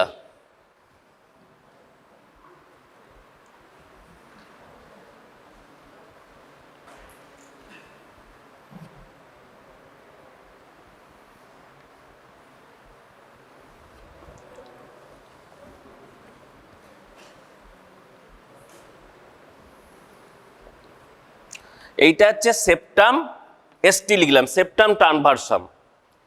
এই জিনিসটা এই যে এখানে লিখলাম, এটা কি? এখানে তিনটে স্ট্রাকচার থাকবে একদম ওপরের দিকে। এটা ওপরের দিকে একটা জিনিস থাকে, রেড কালারে আঁকছি। রেড কালার মানে কি? এটা রেড নয়, রেড কোথায় রে? এই যে এইখানটা আঁকলাম, আরেকটা আঁকলাম এইখানটা, আরেকটা ব্লুতে আঁকলাম এইখানটা। এই ছবি সব জায়গায় আছে, সব বইতে আছে। সুবিধে কি হচ্ছে, অসুবিধা কি? আমরা যখন একটা জিনিস পড়াচ্ছি আর একটা জিনিসও পড়তে হবে সাথে সাথে। যেমন আমরা বললাম যে gut tube, parts of gut tube, parts of gut tube. আরে গাটের সামনে ফোর গাট, যেমন হেডের সামনে ফোর হেড, গাটের সামনের part fore gut. Fore gut তৈরি করবে কি? Oesophagus, stomach and duodenum. পুরো ডুওডিনাম না, সেকেন্ড পার্ট অফ ডুওডিনাম, যেখানে pancreatic duct drains, that is ampulla of Vater. Second part of সেই পর্যন্ত হচ্ছে the derivatives of foregut. Liver is not a part of foregut. Liver is a separate entity. Liver কোথায় তৈরি হয়? কে বলতে পারে দেখি, কার কত আইডিয়া? লিভার কোথায় থাকে? আরে লিভার থাকে কোথায় বলবি তো? আরে তোর লিভার কোথায় আছে? আমি ওসব, লিভারটা আছে কোথায়? থোরাসিক ক্যাভিটিতে। আরে liver is situated in the peritoneal cavity. It's a large, heavy organ, the largest of the abdominal organ. দেখিস নি লিভারটা যখন পরীক্ষার সময় সব তো দাদারা ধরেছিল লিভার, দিস ইজ লিভার, তোদেরকেও ধরতে হবে, শিখতে হবে, ভিসেরা জানতে হবে, প্রত্যেকটা ভিসেরার সারফেস জানতে হবে। কিন্তু যখন অ্যাবডোমেনে থাকবে, আমরা তো ভিসেরাগুলোকে রিমুভ করছি, সব অ্যাবডোমিনাল ক্যাভিটি রিমুভ করে করে সেপারেট করছি, কিন্তু সেপারেট তো থাকে না ওরা, they are connected with each other by fold of peritoneals that is known as peritoneal ligaments. তুই যে বললি যে স্টমাক স্প্লিনের সঙ্গে রিলেটেড, গ্যাস্ট্রোস্প্লেনিক লিগামেন্ট, আবার আছে লিনোরেনাল লিগামেন্ট, দাঁড়া এগুলো অনেক এগুলো অ্যাবডোমেনের সঙ্গে হবে, গ্যাস্ট্রোস্প্লেন, এই আমি বলছি কেন লিগামেন্টস। আরেকটা হচ্ছে ভেন্ট্রাল বডি ওয়ালের সঙ্গে কোনো অর্গান লেগে থাকে না, এক্সেপ্ট কে, এক্সেপ্ট, আমি এক্সেপ্ট বললাম, lower part of oesophagus, stomach and proximal part of the, মানে upper part of the duodenum, first part of the duodenum, duodenum তো এরকম সি শেপের লুপ হয়, কেন কেন এরা ভেন্ট্রাল বডি ওয়ালের সঙ্গে লেগে থাকে?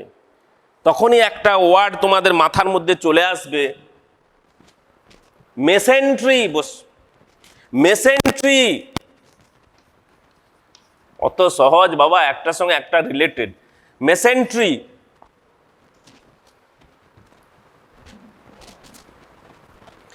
একটা মনে রাখবি, caudal part of the foregut, যেখান থেকে লিভার শুরু হয়েছে তার পরের পার্ট থেকে, caudal part of the foregut, midgut and hindgut অনেক দিন ধরে ঝুলে থাকে, বাঁদর যেরকম গাছে ঝুলে থাকে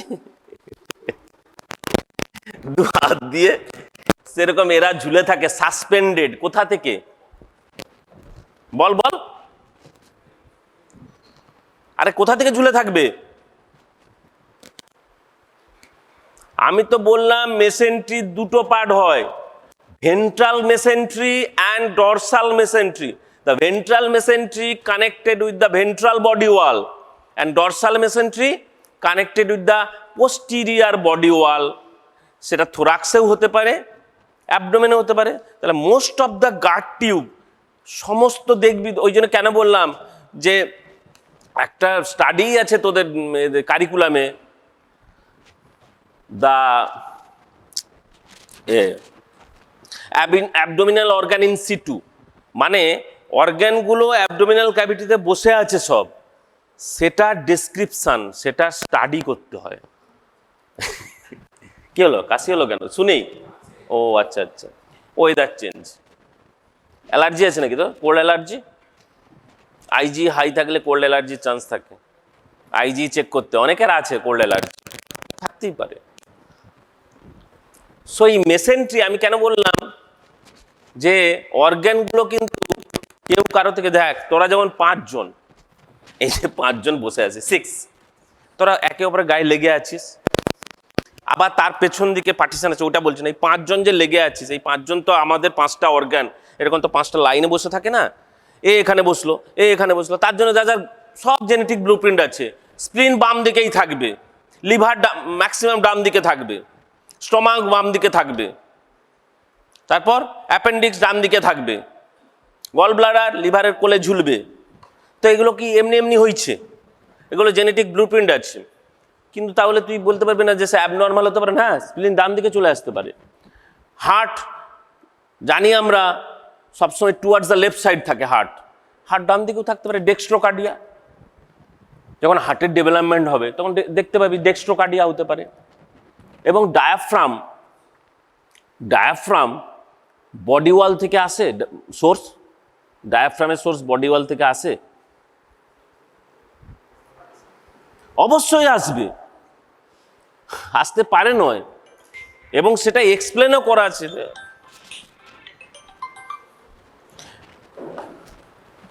এই এ থেকে করছি, অফিস থেকে, অবশ্যই আসবে। এই জন্য তার 4টে সোর্স হয়, 4 সোর্স অফ দ্য ডায়াফ্রাম ডেভেলপমেন্টের সময়। একটা মেন সোর্স হচ্ছে সেপ্টাম ট্রানভার্সাম, সেকেন্ড সোর্স হচ্ছে প্লুরোপেরিটোনিয়াল মেমব্রেন। এই যে আমি ফোল্ডটা লিখলাম, দিস ফোল্ড, এই ফোল্ডটা হচ্ছে প্লুরোপেরিটোনিয়াল মেমব্রেন ফোল্ড। এই ফোল্ড হিসাবে থাকে না। কেন না, এটা প্লুরাল ক্যাভিটি আর অ্যাবডোমিনাল ক্যাভিটির মধ্যে থাকবে। এই ছবিটা এইভাবেই পাবে ডায়াফ্রামের ডেভেলপমেন্টের সময়। আর আমরা ডায়াফ্রামে 3টে ওপেনিং পাই, 3টে স্ট্রাকচার ডায়াফ্রাম ভেদ করে চলে যায়। কি কি বল বল, আরে এখান থেকেই তো বলতে চাইছি। এটা ডরসাল অ্যাওর্টা, এই অ্যাওর্টা ডরসাল অ্যাওর্টা পরে অ্যাওর্টা হবে, অ্যাওর্টা ডরসাল অ্যাওর্টা। এটা হচ্ছে ইসোফেগাস, এটা ভেনা কাবা, ইনফিরিয়ার ভেনা কাবা। এই যে যখন আমরা বলছিলাম না যে মেসেন্ট্রি, এটা হচ্ছে মেসেন্ট্রি অফ দ্য ইসোফেগাসে থাকবে। এই যে পার্টটা, this part is called mesentery. এটা ফাঁকা নয়, এটা মেসেন্ট্রি। এটাকে বলা হয় dorsal mesentery of the oesophagus. আবার ভেন্ট্রাল মেসেন্ট্রি অফ ইসোফেগাস থাকবে তো in the lower part of the ইসোফেগাসে বললাম। আপার পার্টে ডরসাল, লোয়ার পার্টে ভেন্ট্রাল, দুটোই ফিউজ করবে। এই সবগুলো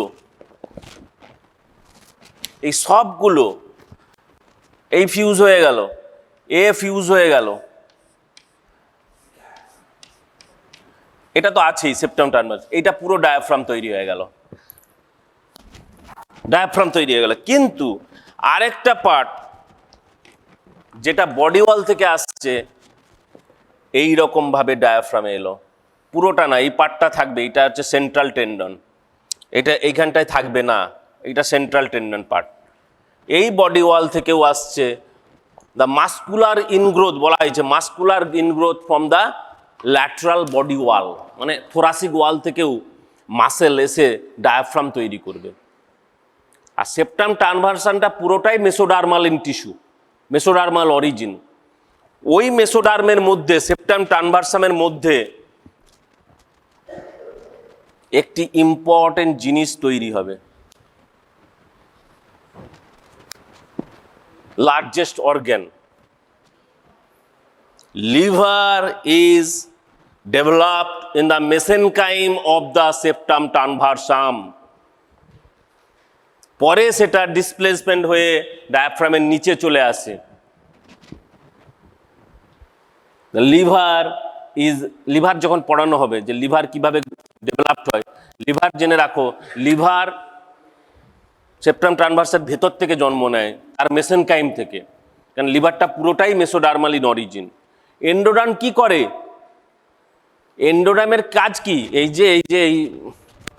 ওরা, এটা তো ইয়ক স্যাক ছিল, নিচে ইয়ক স্যাক, ওপরে অ্যামনিওটিক ক্যাভিটি, এখানে মেমব্রেন ছিল। এই ইয়ক স্যাক কি হয়? ইয়ক স্যাক তো এরকম থাকবে না। ইয়ক স্যাক কি হয়? ইয়ক স্যাক এইরকম যাবে, গেল গেল গেল,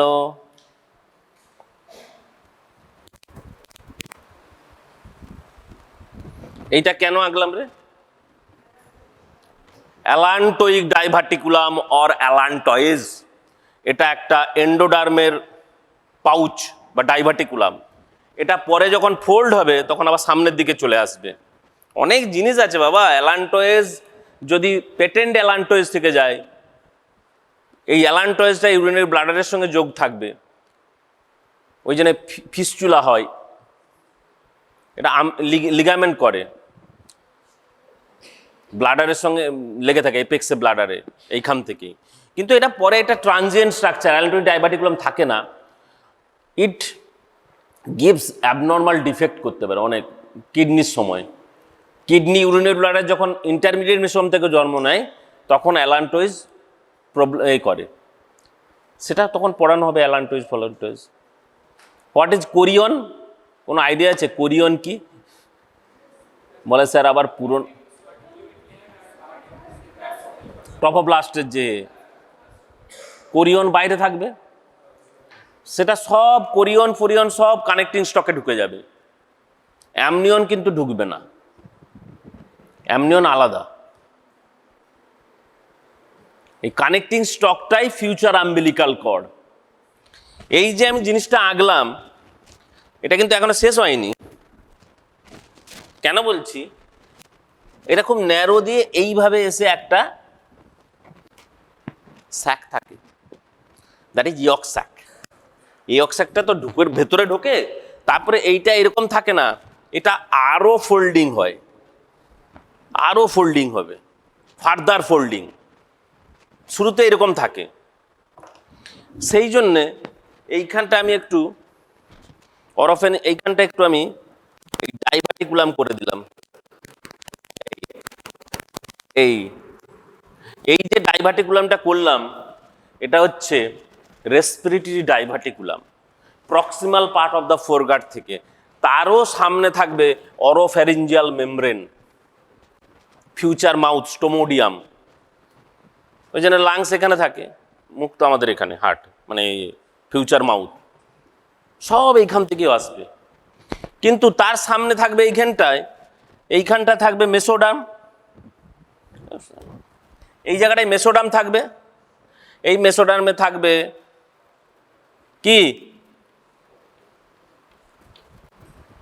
এই যে heart tube with pericardial cavity, আর তার সামনেও থাকবে সেপ্টাম ট্রান্সভার্সাম। একটু হয়ে গেল, এরকম থাকে না। এবার যত ফোল্ড হবে এরাও সামনের দিকে চলে আসবে ভেন্ট্রালি। সেপ্টাম ট্রান্সভার্সাম তাই এসছে, হার্ট তাই এসছে ভেন্ট্রালি, ফোল্ড হতে হতে ভেন্ট্রাল চলে আসবে, কারণ ফোল্ডিংটা ভেন্ট্রালি হয়। আর এই যে ল্যাটারাল ফোল্ডস বলছি, ল্যাটারাল ফোল্ডস মানে কি, কার পার্ট? এই ডাকটাকে কি বলে জানিস? ভিটি, হ্যাঁ, ভাইটেলো ইন্টেস্টিনাল ডাক্ট। অনেক সময় আবার বলে ওমফ্যালো এন্টেরিক ডাক্ট। আরেকটা নাম হচ্ছে ইয়ক স্টক, ইয়ক স্যাকের যে স্টক, যেহেতু তাই ইয়ক স্টক। এটা কেন থাকে বলতো? এই যে লুপ, ঠিকই বলেছে, লুপ অফ মিডগার্ড ম্যাক্সিমামটাই এই ইন্টেস্টাইন আর কোলন দিয়ে তৈরি। একটা দেখবি যখন অ্যাবডোমেন দেখবি, একটা এরকম একটা কোলন থাকে, তার নাম কি? যারা এরকম থাকে, ট্রানভার্সলি প্লেস থাকে। আরে ট্রানভার্স কোলন, কোলন কিন্তু ট্রানভার্সলি প্লেস, তার নাম ট্রানভার্স কোলন। যেটা উপরের দিকে হচ্ছে অ্যাসেন্ডিং কোলন, আবার নিচে নামছে ডিসেন্ডিং কোলন, বাম দিকে নিচে নামছে ডিসেন্ডিং কোলন। এই যে ট্রানভার্স কোলন এইরকম থাকে, ঠিক স্টমাকের উপরে ঝুলে থাকে এরকম ভাবে, এরকম ট্রানভার্স কোলন। এই জন্য এইখানে যখন আসে, এখানে একটা কোণে ফ্লেক্সার হয়, আবার এখান থেকে যখন নামে এখানেও একটা ফ্লেক্সার হয়, সেটা আলাদা জিনিস। এই ট্রানভার্স কোলনের রাইট 2/3 আর লেফট 1/3 এর যে জাংশন, এই জাংশন অফ দি মিডগার্ড, এই জাংশন অফ দ্য মিডগার্ড, এই মিডগার্ড ডেরিভেটিভস যখন তৈরি হয়, মিডগার্ড বাবু এখানে না থেকে, এই মিডগার্ডের পোর্শনে লুপগুলো এখানে এসে থাকে, বেশ কিছুদিন থাকে আলাদা জায়গায়। তোরা অনেকে থেকেছিস, ধর 2 বছর কোথাও একটা গিয়ে থাকলি, 3 বছর কোথাও গিয়ে একটা থাকে তো প্রয়োজনে। তাহলে এই মিডগার্ড এই ইয়ক স্যাকের মধ্যে বসে থাকে মিডগার্ড। কিন্তু ও কি সব দিন বসে থাকবে? ওকে তো ভেতরের লোক, ও তো চাইছে যে ভেতরে যেতে, ভেতরের লোক ডাকছে না। যখনই ডাক আসবে, মিডগার্ড গুটি গুটি পায়ে গাঁটের মধ্যে ঢুকে গেল, মানে লুপ। একে বলা হয়, এই যে জিনিসটার নাম হচ্ছে ফিজিওলজিক্যাল হার্নিয়া। সবার জন্মের সময় হয়েছে, কিন্তু প্রবলেম কোথায়? যদি ডাক এলো গেল না, তাহলে হার্নিয়েশন ওটা রয়ে গেল, তখনই তৈরি হবে ওমফ্যালোসিল, অনেক ধরনের ডিফেক্ট তৈরি হবে, যে মিডগার্ড লুপ ইয়ক স্যাকে চলে গেল। আর এই ডাক এ যখনই চলে গেল, ধর এ চলে গেল এখানে, এই ডাক্টের কোনো প্রয়োজন আছে?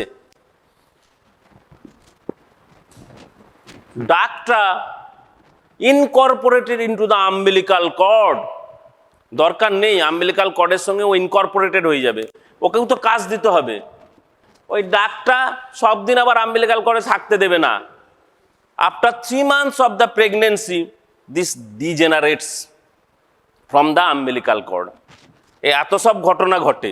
এই আম্বিলিকাল কর্ডটা যখন আবার ভালো করে পড়ানো হবে, তখন তুমি বুঝতে পারবে কি কি তার আম্বিলিকাল আর্টারি, আম্বিলিকাল ভেন। ওই জন্য লিভার যখন গ্রো করে সেপ্টাম ট্রানভার্সামে, আমি কি বলেছিলাম, ventral mesentery is very in limited area. কোথায় না, lower part of oesophagus, lower part of oesophagus, stomach and proximal part of duodenum বা আপার পার্ট অফ দ্য ডুওডেনামে শুধু ভেন্ট্রাল মেসেন্ট্রি থাকবে। কারণ থাকে না বলতো, কারণ সেপ্টাম ট্রানভার্সাম আসে, ওই ভেন্ট্রাল মেসেন্ট্রিটা থিনিং আউট হয়ে যায়, মেসোডামটা ভেন্ট্রাল মেসেন্ট্রি বলে আর কিছু থাকে না ওই কারণ সেপ্টাম ট্রানভার্সাম কোথায় থাকে, ডায়াফ্রাম এইখানে থাকে, তার ডায়াফ্রামের ওপরে যা যা হয়ে যাওয়ার কথা, মানে ইসোফেগাসে আছে, ডায়াফ্রামের নিচে ডুওডেনামেও কিছুটা অংশ ঝুলে থাকে, বাদ বাকি সব ডরসাল মেসেন্ট্রি।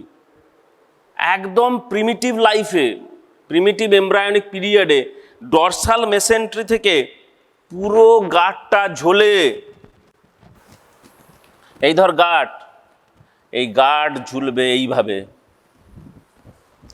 এই পোস্টিরিয়ার বডি ওয়াল থেকে গাঁট ঝোলে শুরুতে সমস্ত পার্ট, সে তোর ফোরগার্ড হোক, মানে caudal part of foregut, midgut and hindgut, they are suspended from the posterior body wall by means of dorsal mesentery। এই জন্য dorsal mesentery of the stomach কে বলা হয় গ্রেটার ওমেন্টাম, ওমেন্টাম বা ডরসাল মেসোগ্যাস্ট্রিয়াম। মেসো কথাটা যোগ করে দিত, কারণ মেসোডার্মাল ইন অরিজিন, সব মেসো, কেউ মাসি নেই, সব মেসো। ওই জন্য দেখবি সব সময় যখন পাবি, তখন যখন অ্যাবডোমেন পড়বি, মেসোকোলন, মেসো ইসোফেগাস, মেসোগ্যাস্ট্রিয়াম, এগুলো সব মেসোডার্মাল ইন অরিজিন। কারণ ল্যাটারাল প্লেট মেসোডার্ম, তার দুটো layer, somatic layer and splanchnic layer, মানে তুই যদি জায়গায় বলে ভিসেরাল অ্যান্ড প্যারাইটাল লেয়ার, এটাই তো ভবিষ্যতে যে মেমব্রেন তৈরি করবে, সে লাংসেরও। এই তুই বল, হার্টে তো একটা স্যাক আছে, হার্টের চারপাশে স্যাকের নাম কি? আরে দাঁড়া না, নিজেরা তো বলতে পারবি না, কেউ উঠলে হো হো করছিস, বল। পেরিকার্ডিয়াল ক্যাভিটি, এক্ষুনি তো বললাম। হ্যাঁ, স্যাক তো পেরিকার্ডিয়াল ক্যাভিটি হয়, তুই স্যাক বলে দিবি, pericardial sac or pericardial cavity. Sac মানে, আরে স্যাক মানেও তো একটা স্ট্রাকচার, পেরিটোনিয়াল স্যাকও বলতে পারি আমি, একই জিনিস। এই যে আমাদের যখন হার্ট তৈরি হয়, এই দাঁড়া না, এই যে হার্ট তৈরি হয়, দুটো এন্ডোথিলিয়াল টিউব তৈরি হবে, তার চারপাশে এরকম থাকবে না পেরিকার্ডিয়াল ক্যাভিটি? কিন্তু এটা পরে আমি বলবো, এটা বললে এখনই বলা যায়, কিন্তু তো হজম হবে না। কারণ আমরা প্রথমে শুরুতে কি পেয়েছিলাম, প্রিমিটিভ পেরিকার্ডিয়াল ক্যাভিটি আর প্রিমিটিভ পেরিটোনিয়াল ক্যাভিটি, মাঝে পেয়েছিলাম পেরিকার্ডিও পেরিটোনিয়াল ক্যানাল। বোঝার চেষ্টা কর, এই যে এখনো আছে, এই পেরিকার্ডিও পেরিটোনিয়াল ক্যানাল থাকবে না। এই পেরিকার্ডিও পেরিটোনিয়াল ক্যানেল থেকে, ক্যানেলের মধ্যেই জন্ম নেবে লাংস, তাকে তো জায়গা দিতে হবে, কিন্তু ওইটুকু জায়গাও তার পক্ষে যথেষ্ট নয়, ভেরি মিনিমাম প্লেস তার, কারণ লাংটা প্রচণ্ড গ্রো করে। এই জন্য লাংসের দেখবি lateral body wall, body wall মানে থোরাসিক ওয়ালে একটা ইম্পর্টেন্ট, তোরা জানিস, কষ্ট ডায়াফ্রাগমেটিক রিসেস, ডায়াফ্রাম আর রিবসের মধ্যে স্পেস রাখা হয় লাংসের জন্য। কেন বলতো? During inspiration and expiration of the lungs moves anteroposteriorly moves করবে, ভেন্ট্রোডরসালি মুভস করবে, তার জায়গা রাখবি না। তো লাংস যখন, এই যে লাংসের ডেভেলপমেন্টে আমি এটা পড়াবো, এই যে pleural cavity, how the pleural cavity and pericardial cavity separates. সেই জন্যে তার স্ট্রাকচার হচ্ছে, সেখানে তাহলে কি বলবো, প্লুরাল পেরিকার্ডিয়াল মধ্যে কি থাকবে, প্লুরোপেরিকার্ডিয়াল ফোল্ড। শুরুতে শোন, শুরুতে পেরিকার্ডিয়াল ক্যাভিটি অ্যান্ড পেরিটোনিয়াল ক্যাভিটির মধ্যে একটা কমিউনিকেশন থাকবে, both sides of the oesophagus and dorsal to the septum transversum, পেছন দিক দিয়ে কমিউনিকেশন করবে, that is pericardioperitoneal canal. মানে তার ছবিটা হচ্ছে এইরকম, এই হচ্ছে এখানে বসে আছে ইসোফেগাস, ধর ইসোফেগাসের দুদিকে এরকম দুটো ক্যানাল থাকে, আর এখানটা হচ্ছে সেপ্টাম ট্রানভার্সাম।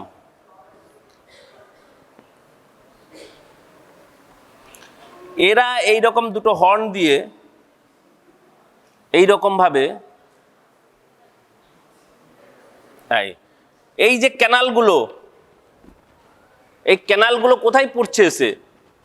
পেরিটোনিয়াল ক্যাভিটিতে। তাহলে এদের নাম হচ্ছে পেরিকার্ডিও পেরিটোনিয়াল ক্যানাল। এই পেরিকার্ডিও পেরিটোনিয়াল ক্যানেল মধ্যেই জন্ম নেবে লাংস, ফলে ক্যানাল আর ক্যানাল থাকবে না, মানে স্পেসটা পুরো লাংস কভার করে নেবে। তাহলে পেরিকার্ডিয়াল ক্যাভিটির জন্যও তো আমি যে প্রিমিটিভ পেরিকার্ডিয়াল ক্যাভিটি ছিল, that is thoracic, primitive thoracic cavity, সেটা একটা স্পেস দিলে হবে না, কতগুলো স্পেস দিতে হবে? দুটো space, for the lungs pleural cavity and for the heart pericardial cavity. তাহলে ওই definitive pleural cavity and definitive pericardial cavity is formed, তখন একটা ফোল্ড তৈরি হয়ে যায়, সেই নামটা হচ্ছে প্লুরো পেরিকার্ডিয়াল ফোল্ড। সেটা আমি আজকে আর করাবো না, কারণ লাংস ডেভেলপমেন্ট বলবো, তার সাথে সাথে ওইগুলো বললে তো বুঝতে পারবি। কেন ফ্রেনিক নার্ভ, ডায়াফ্রামও কিন্তু কমপ্লিট হয়নি, আবার বলছি ডায়াফ্রামও ডেভেলপমেন্ট কমপ্লিট হয়নি, ডায়াফ্রামের ডেভেলপমেন্ট বলবো, আর প্লুরো পেরিকার্ডিয়াল ফোল্ড বলবো। তাহলে প্লুরার সঙ্গে পেরিটোনিয়ামের ফোল্ড থাকবে, প্লুরো পেরিটোনিয়াল ফোল্ডস এই তো ছিল, অ্যাকচুয়ালি গ্যাপ ছিল, এই গ্যাপগুলো হচ্ছে পেরিকার্ডিও পেরিটোনিয়াল, গ্যাপগুলো ভর্তি হয়ে যাবে, তৈরি হবে প্লুরো পেরিটোনিয়াল মেমব্রেন। এই pleuroperitoneal membrane gives origin to the part of the diaphragm, তবে পুরোটা কমপ্লিট সেপারেশন হবে। এই প্লুরো পেরিটোনিয়াল মেমব্রেন যদি ওপেন থাকে কি হয়, কে বলতে পারবে? প্লুরো পেরিটোনিয়াল মেমব্রেন একদিকে ওপেন বা দুদিকে হয় না, একদিকে হয়, রাইট সাইডে আগে ক্লোজ করে যায়, বল না কি হয়, বল নাম কি? তার নাম হচ্ছে, বলে যাচ্ছে, আমি পরের দিন ধরবো, পড়ে আসবি, তার নাম হচ্ছে CDH, কনজেনিটাল ডায়াফ্রাগমেটিক হার্নিয়া। অনেক বাচ্চা 1 in 2000 লাইভ বার্থে দেখা যায়, it is very common. Pleuro, if there is no membrane, যদি ফিউজ না করে, কার সাথে? মেমব্রেন কার সাথে ফিউজ করে? আরে বোকা, তাই দিস মেমব্রেন আর এই dorsal mesogastrium, dorsal mesentery of the oesophagus আর সেপ্টাম ট্রানভার্সাম, তিনটে ফিউজ হয়ে যায়, তিনজন মানুষ ফিউজ হয়ে যায়। তিনজন মানুষ কে কে? The dorsal mesentery of oesophagus, the pleuroperitoneal membrane and septum transversum, they are fused with each other, তবে তো ডায়াফ্রাম তৈরি হবে। আর তার পাশ থেকে ল্যাটারাল বডি ওয়াল থেকে আবার কিছু মাসকুলার ইনগ্রোথ এসে ডায়াফ্রামের পেরিফেরাল পার্ট তৈরি করে। সেই জন্যে the peripheral part of the diaphragm is supplied by the lower intercostal nerve. এই কারণেই এই মাসেল থেকে আসছে। আর যখন শুরুতে ডায়াফ্রাম ছিল in the cervical segment, we are before that examination of arterial pulse and examination of blood pressure.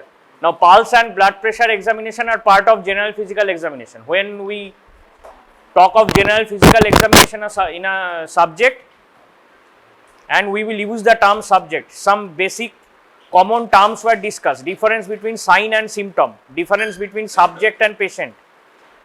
So till we diagnose a disease in some individual, we will call him or her a subject. And after diagnosing a disease, we may call him or her a patient. So in our individual, in our subject who is coming to the clinician, first we do history taking and general examination. There are some points to note in general examination, out of which two important ones: an examination of pulse, arterial pulse and blood pressure, which were taken as separate classes before this class on history taking, and up to this we have done in physiology practical class till now, and this is a part of human physiology and clinical physiology. More or less they will overlap the things, human physiology, clinical physiology, this is general physical examination, systemic examination. There are some more things we have to do with instruments in human physiology. This measurement of blood pressure comes as well in clinical physiology as well as in the broad topic human physiology. And we will also have to deal with hematology, that is experiments with blood, and amphibian physiology in our course, and one or two more topics which will come to know in due course of time. These are in your syllabus for the first professional examination to be conducted by which university are you under? Studying under? The West Bengal University of Health Sciences. Okay, so this is up to this history taking physical examination. Now the next topic should be systemic examination. Systemic examination includes in your syllabus at least examination of respiratory system and cardiovascular system and nervous system. These are the previously GI system were not there. GI system we discuss a few things.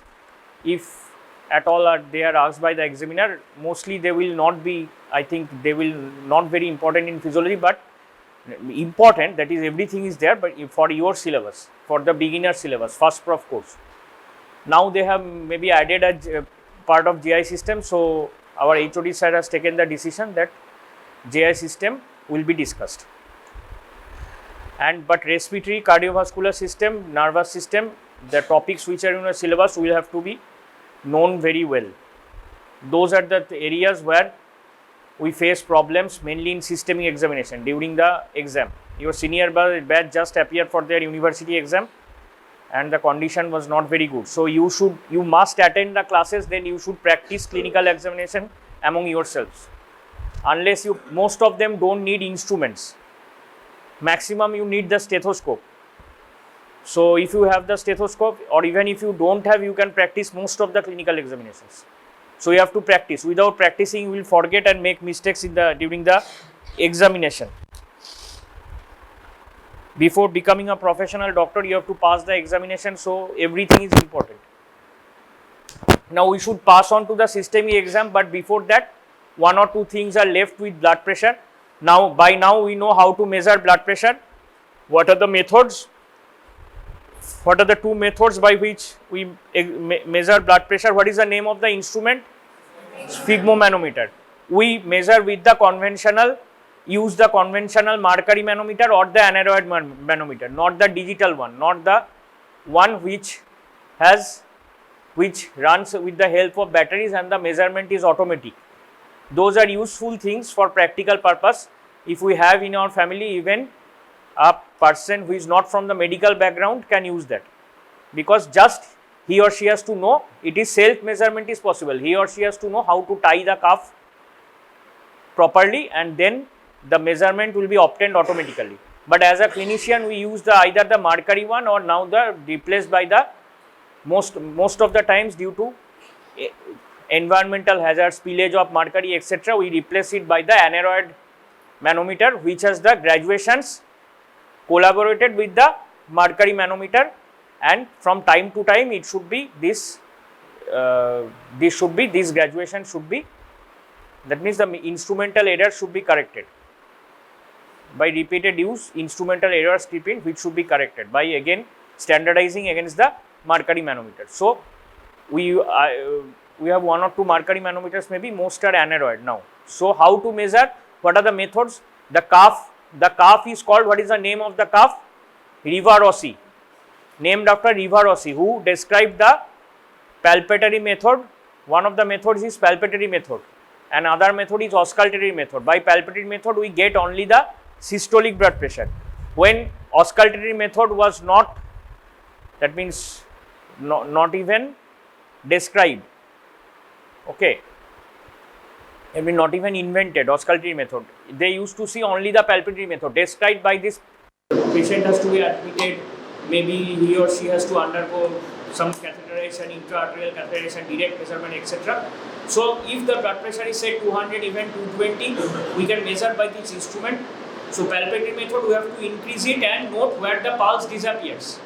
We have one hand on the pulse, okay. Mainly what we do, we use that pump with our more active hand. In most cases, dominant hand is the right hand. and non-dominant hand we keep on the radial pulse of the patient, and the cuff is tied, and in between that where the cuff is tied we put the aneroid. If it is Mercury then it stands, if it is aneroid we kept at the level of the heart. During measurement we keep the instrument at the level of the heart. So this much we know palpatory method where the pulse disappears. Now we raise it maybe 10 here, in palpatory method 10 millimeter above that, and then 10 to 20 maximum, and then gradually bring it down, very gradually, at least for beginners very gradually, so that we can note when the pulse reappears. That is the systolic blood pressure measured by the palpatory method. Next we keep the cuff, we bring it down to 0, okay, we keep the cuff in place as it is, and take the stethoscope, just flex the hand a little to get hold of the, not to get hold, just to locate the brachial artery. You have to locate the brachial artery over which we have to put the diaphragm of the stethoscope. Wait, what is the diaphragm of the stethoscope? Which part? This white part is the diaphragm and this is the bell. Diaphragm and bell together makes the chest piece, and these are the earpieces, and this is the body tube. These are the parts of the stethoscope. Earpiece, 2 earpieces, body tube, and chest piece. Chest piece has diaphragm and bell. So bells are for softer sounds like murmurs of the heart, fetal heart sounds, etc. Fetal heart sound. Classical example of a sound produced in the human body which we hear with the help of the bell of the stethoscope. Here we use the diaphragm. So what for is this? The stethoscope is placed to locate the sound of the flowing blood through the artery. Now normally does flowing blood through an artery or any vessel, if it does not produce a sound in an artery, obviously it will not produce. Vein is much softer flow. So does it produce any sound, blood flow? It does not produce any sound usually. Then what happens if we constrict the artery? If the artery is, better term is occlude the artery, totally blood flow is obstructed. When the blood flow is coming back, so first when the restoration of blood flow causes what? Turbulence. This is called turbulent blood flow. Usual blood flow to the arteries when there is no obstruction, it is, the term is laminar blood flow. When we do the CVS theory, I think today at 9 AM, what was the topic? How many of you did you attend the theory class? Yes, what was the topic? Cardiovascular system. So Dr. Owen was taking the class. So cardiovascular system theory you are doing, it will come to know. So laminar blood flow versus turbulent blood flow. When the blood flow is obstructed by occluding the artery, occluding the vessel, when the blood flow comes back, then a turbulence is created which produces the sound. This sound is picked up by the stethoscope. So first blood flow, after we have released the blood flow again, palpatory method, that's how we measure systolic blood pressure. We have brought it down to 0, the graduation. The blood flow is again restored. We give a 1 minute gap, and now we start doing the auscultatory method. First we have to locate the brachial artery. For what we have to do, there is three structures in the elbow, in the front of the elbow. What are the structures? One prominent structure is the tendon of the biceps muscle. That has to be located with the clinician's finger. And moving medial to it, we can locate the brachial artery pulsation, notable pulsation. And also there is the cephalic vein. Venous pulsations are not very prominent. So these three are the structures. Relations of the structures you will learn in anatomy, and you will know better than me within a few days. So maybe 1 or 2 months. I think brachial biceps tendon, brachial artery, and cephalic vein, lateral to medial, these structures. You will read in anatomy. Okay, correct me if I am wrong. But as far as I remember. For our purpose, what do we need for measuring blood pressure? Locating the, just semi-flex the arm, semi-flex the,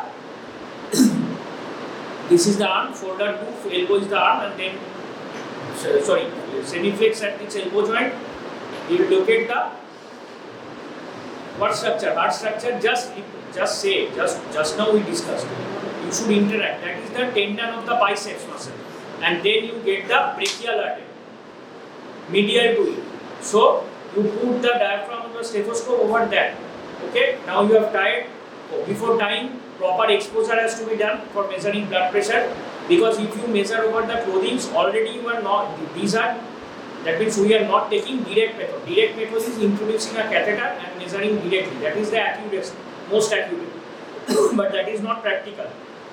Just for measuring blood pressure, we cannot do an invasive method. So already over the blood vessel, there are the other structures of the other overlying structures, the subcutaneous fat, the skin, okay, the muscles. All these will give a false reading of the blood pressure. Will it increase or decrease? Actually, it will. The machine, this sphygmomanometer, this instrument has to overcome the pressure during measurement, overcome the pressure, the skin, subcutaneous tissue, muscle. So actually, it is giving a false high reading. You understand? It has to overcome the pressures of other things also, other structures also. So not only the blood pressure. If we did it directly from within the blood vessel, it will give the accurate measurement of blood pressure. Here, what is happening? We are getting the measurement of that pressure also. So this is the actual blood pressure is somewhat lower. Now, if we keep our clothing on, then what will happen? The result will be more erroneous.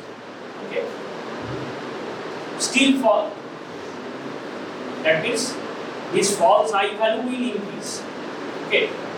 So as much as it is in our hands, we should avoid. So we should expose up to the shoulder joint because of tying the lever of the cuff over the arm, and it should be at least half to 1 inch, 1 to 2 inches above the elbow joint. And then we put the stethoscope where we have just discussed over the brachial artery. Now again, this time, where is our dominant hand? What it is doing? It is again pumping and raising the column, either in the Mercury column or this column in the graduated column in the aneroid instrument. And non-dominant hand in the palpation method, it was on the subject's arterial pulse, radial pulse. Here it is holding the diaphragm of the chest piece of the stethoscope. Okay, we raise it to the point what the systolic blood pressure was recorded by the palpation method, and then 30 to 40 millimeter above that. Because you will come to know in the theory there is something called the auscultatory gap. For now you know that you have to raise it 30 to 40 millimeter above the systolic reading of the systolic blood pressure we had obtained during the palpatory method. Then we lower it, gradually lower it, and at a point we get the sound in the stethoscope. The earpieces are obviously in the clinician's ears. The sound is obtained. That point of obtaining the sound and the reading we have to, corresponding reading we have to take on the aneroid or the Mercury column, this Mercury sphygmomanometer, that is the systolic blood pressure. Usually, one measured by the palpatory method, it may be 10 to 15 millimeter above that. So 15 we cannot say, here we have to take, say an even number because we don't have odd graduations. So say 10 to 20 millimeter above that. Say by the palpatory method we had got 112, here we may be getting 120, 124. Okay, then further we lower the sound. The sound gets, first the sound is, the turbulence is restored, the blood flow is restored, the turbulence is created, sound appears. Then in the second phase, the sound gets somewhat higher, high pitch sounds. This high pitch sound is maintained for a time. This is the third phase. Then it starts to die down. That dying down is called muffling of sounds. We note the graduation. We are already noting the graduation during the muffling of the sounds.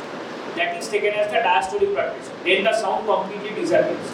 Now we have discussed that those of you have done the class blood pressure measurement, that this, some authors are saying muffling of sound should be taken as the diastolic blood pressure.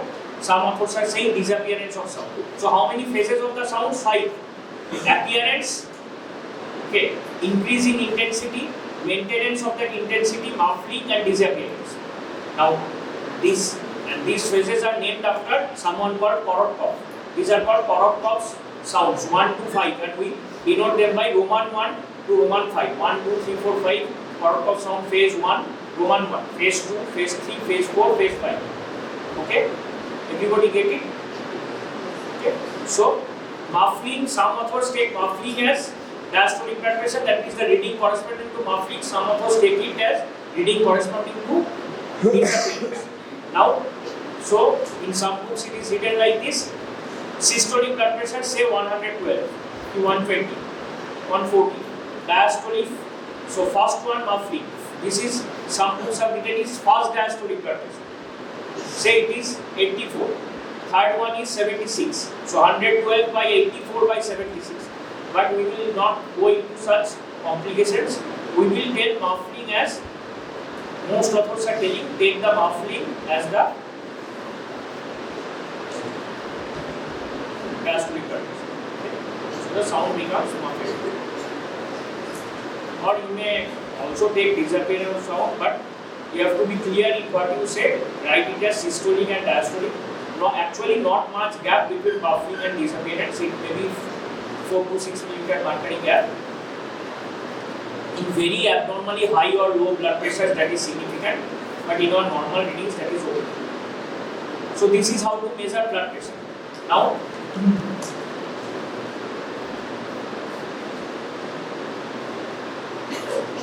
what do you think? Change of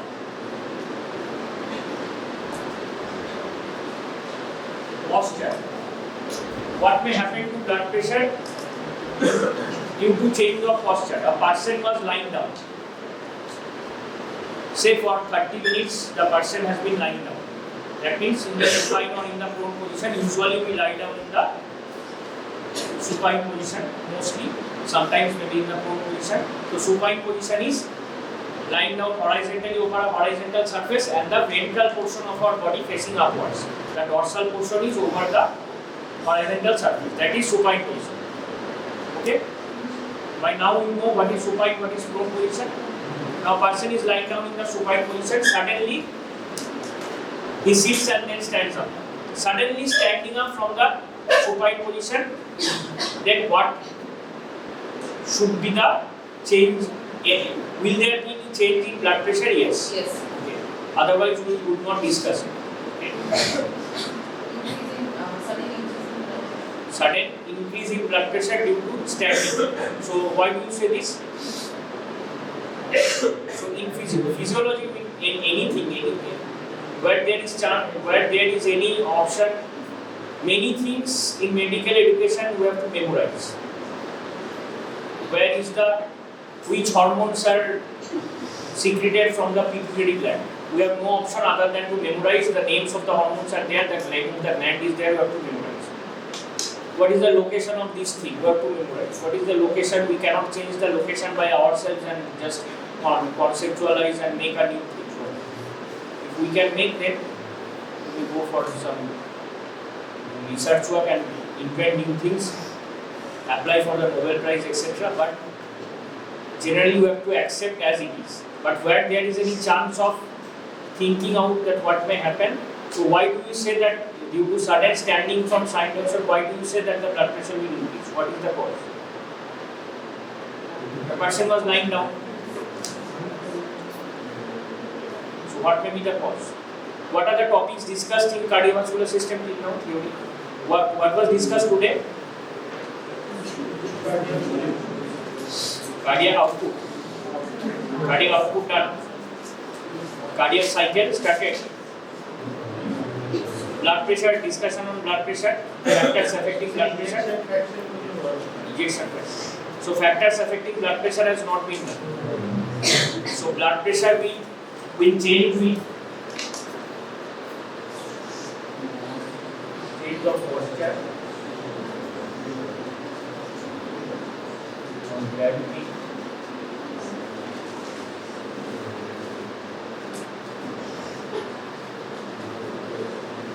these three things have some effect on blood pressure. So what does change of posture do? Blood pressure is the product of, we will come to reading, blood pressure is the product of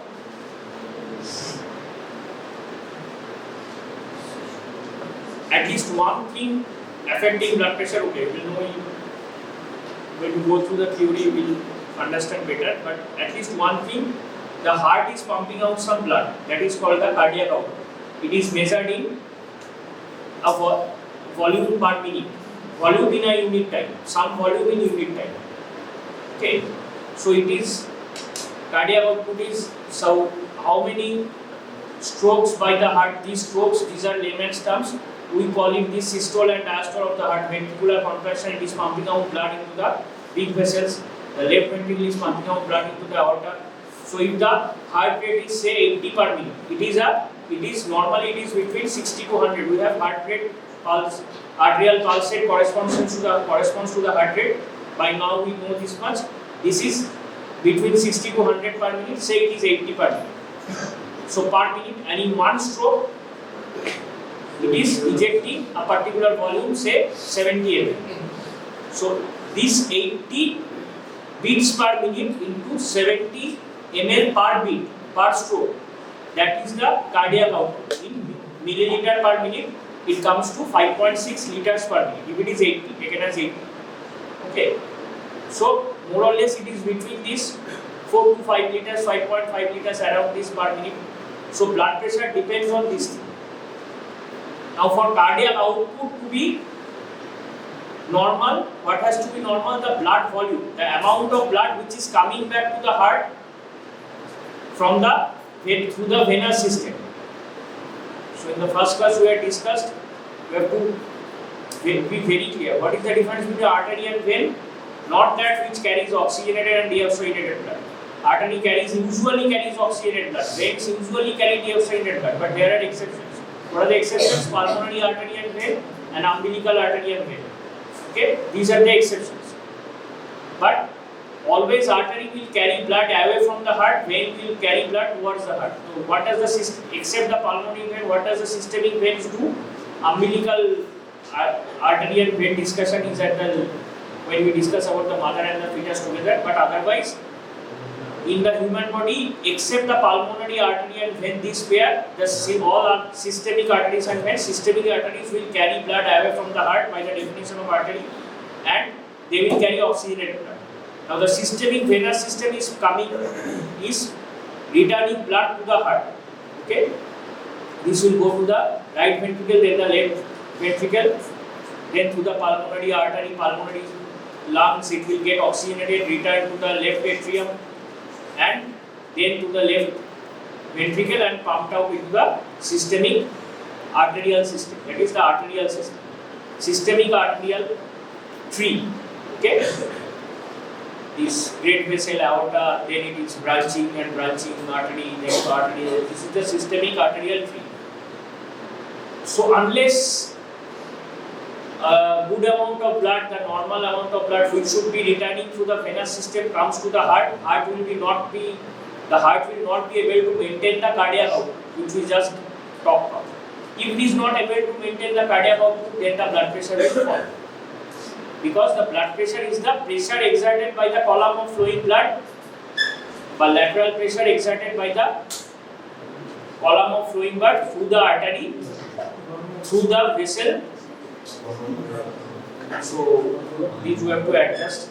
Just during the change of the season, sometimes you will feel warm, sometimes you will feel cold. We have to adjust. Blood pressure will fall. Okay. Now suddenly during standing, what is happening due to effect of gravity? Some venous blood is pooling in the legs. Okay.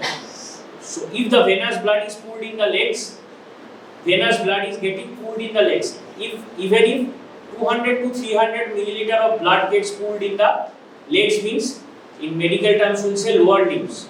Leg is between the knee joint and the ankle joint. This part is called the leg, thigh, leg and foot. So if it gets accumulated in the legs, then that a little amount of blood, at least amount of 5 liters, 250 ml is maybe 5%. Am I correct? 5%? 10% is 500 ml. So 250 ml, 300 ml is around 5%, 7% blood. So even if that gets accumulated, that may reduce the blood pressure by 10 to 15 mm of mercury. Okay? But for very very brief time, because you will come to know when it is discussed in the theory class, the physiological adjustment mechanisms. All we depend on homeostasis. Have you come across the term homeostasis in general physiology? Not hemostasis. Hemostasis is something else. Hemostasis is stoppage of blood flow. Or when there is a cut injury, blood is coming out, that is stopped. Blood coagulation, hemostasis. That is stasis of that blood flow. Homeostasis is maintaining the balance, maintaining the constancy. That is homeostasis. So immediately the body will respond, the receptors required for reverting blood pressure to normal will respond and bring up the blood pressure. So maximum 10 to 20 seconds, 30 seconds the blood pressure will remain low. So immediately after standing we can measure it. We have to measure in supine position. The calf has to be remained as it is. And just after standing, no need to know, we have already know the blood pressure values. It will be more or less the same, maybe decrease by 10 to 15 millimeter of mercury. So 10 to 20 maybe. So during on standing, so immediately you have to measure. So the calf, we don't have time to tie the calf.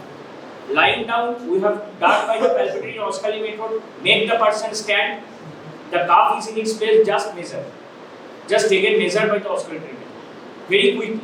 Then we may note the difference, because immediate the body will do its action, the physiological action, the homeostasis, the constancy. So this is the effect of posture. One important area. Also during sitting, also some just sitting and by hanging down the legs, also some blood pressure it may decrease, but more effect will be more prominent on standing. But you have to measure it immediately, not after say 2 minutes. चाय P के आते हैं फिर देखते हैं, वैसे नहीं चलता, ठीक है? So this is effect of posture on blood pressure. Effect of gravity, we don't have to, for your beginners, you don't have to measure, just to know. So at the level of the heart, usually say it is in the blood vessels 100 millimeter, 120 millimeter of mercury. So it will increase above, if we measure above the level of the heart, say by raising the arm, it will decrease. And by putting down the arm, we are measuring in the arm, or say you measure once in the arm, immediately you measure over the thigh. That is brachial artery blood pressure, femoral artery blood pressure. You will find that lower due to effect of gravity, it is higher in the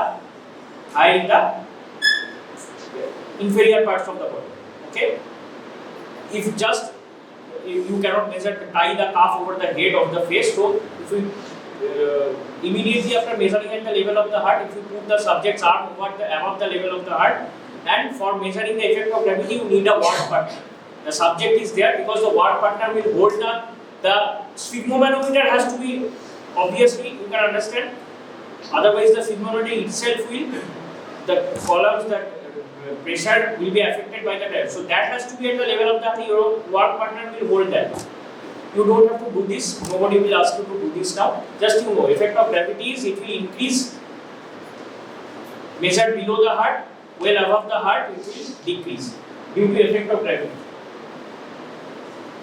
Exercise from common sense, after very severe exercise, heart rate, blood pressure all will increase. Mild exercise to moderate exercise, diastolic blood pressure usually does not increase, because what is happening during mild to moderate exercise, aerobic exercises, what we call aerobic exercises, where still oxygen during very fast running. This is not aerobic, this is anaerobic exercise. Very fast running. Okay. In the night time, you are roaming in the campus, some dogs are attacked. So attack by dogs, running is not scientific.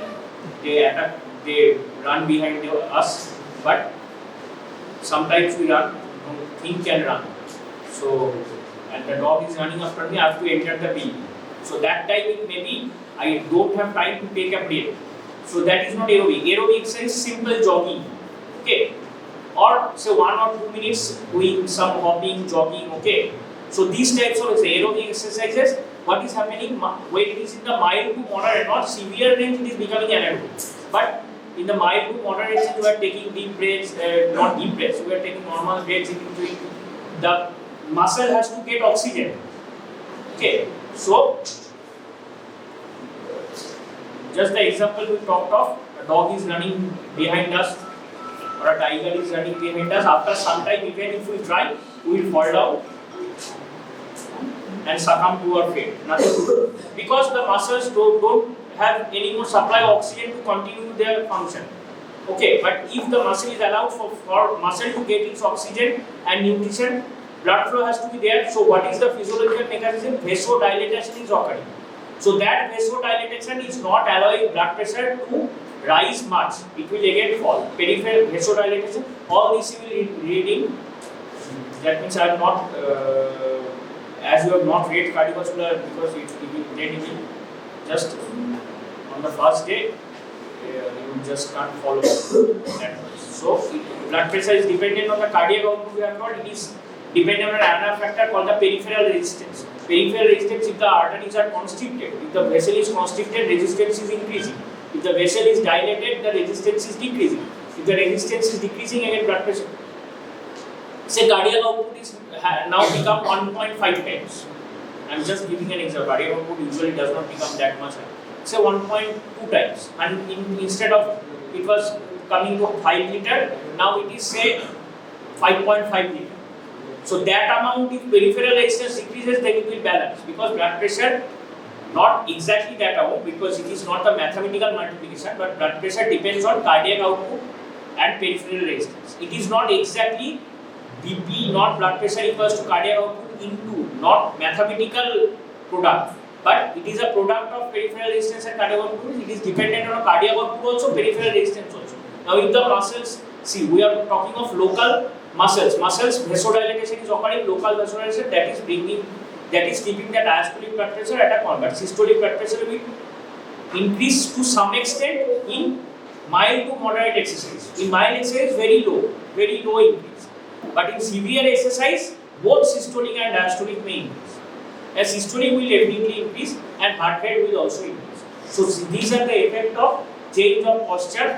One is change of posture, we usually see directly, immediately upon standing, and if the reverse, the person is standing or rolling about for a long period of time, say 30 minutes. Okay, 30 minutes he is standing. Now after 30 minutes, he or she lies down. Then the converse may happen. The blood pressure will increase to some extent, because the blood which was pulled now will return via the venous system to the heart. Cardiac output will increase to some extent, so the blood pressure will increase. At least the systolic blood pressure is increased. Diastolic, not much effect. Okay. This is change of posture, gravity and exercise. More of a theoretical discussion. In the exam, you may be asked, you are at least the effect of exercise. So your subject has to do some mild exercise. You have to measure take a reading before at rest, and then what is the criteria of measuring blood pressure? The person should be at rest, at least ideal is 30 minutes, but always it is not possible, at least 5 to 10 minutes of rest, and tea, coffee and smoking should be avoided at least 1 hour before measurement. So at rest we measure the blood pressure, then ask him to do, him or her to do some mild exercise, simple jogging, okay, not heavy treadmill exercise, simple jogging, and then measure 3 readings after that. Okay. Ideally is 3 readings before that, readings after that, at least 1 reading before and 1 reading after. We see what is the change. So effect of exercise and gravity posture is more or less theoretical. You don't want to show, or you may be told that just measure the blood pressure, make him stand, and you have to remember that don't untie the cuff, because by the time you tie the cuff after standing, the blood pressure by physiological mechanism will be restored to the normal level. If there is, that means in physiological state, the person is not diseased, the physiological mechanisms are working, so homeostatic mechanisms will be. So this is more or less a theoretical discussion. So we have say 45 minutes of time. You may practice this, but there was a gap, so at least you practice how to measure blood pressure in that room. How to measure blood pressure. This is very important. Measuring, these are vital signs. And what are the signs of general and also general physical examination you will practice? What are the points? What are the points to examine in general physical examination? We have talked of at least 11 points, vital points. So what are the points: build and nutrition, appearance, build and nutrition. Then pulse, blood, chief competencies in history taking. I am doing the exam, general physical examination now. History taking you will learn in more detail when you attend your medicine wards. So, after appearance, build and nutrition, we have divided it as 1, 3, 5, 2 like this. Next 3 point like pulse, blood pressure, temperature. Okay. Then pallor, cyanosis, jaundice, clubbing, edema. Okay. And neck veins and neck glands. So at least pallor, cyanosis, jaundice, clubbing, edema. By now you should be knowing this and practicing this. You have to practice on yourself. Because if you don't practice, you will forget. A lot of people, your seniors are making mistakes during the exam because mistakes will happen if you don't follow the class, and if you think that just sir is telling after reaching your home. Blood pressure, temperature, pallor, cyanosis, jaundice, clubbing, edema, neck veins and neck gland, at least pallor, these five, and blood pressure you just practice now. You have 45 minutes time.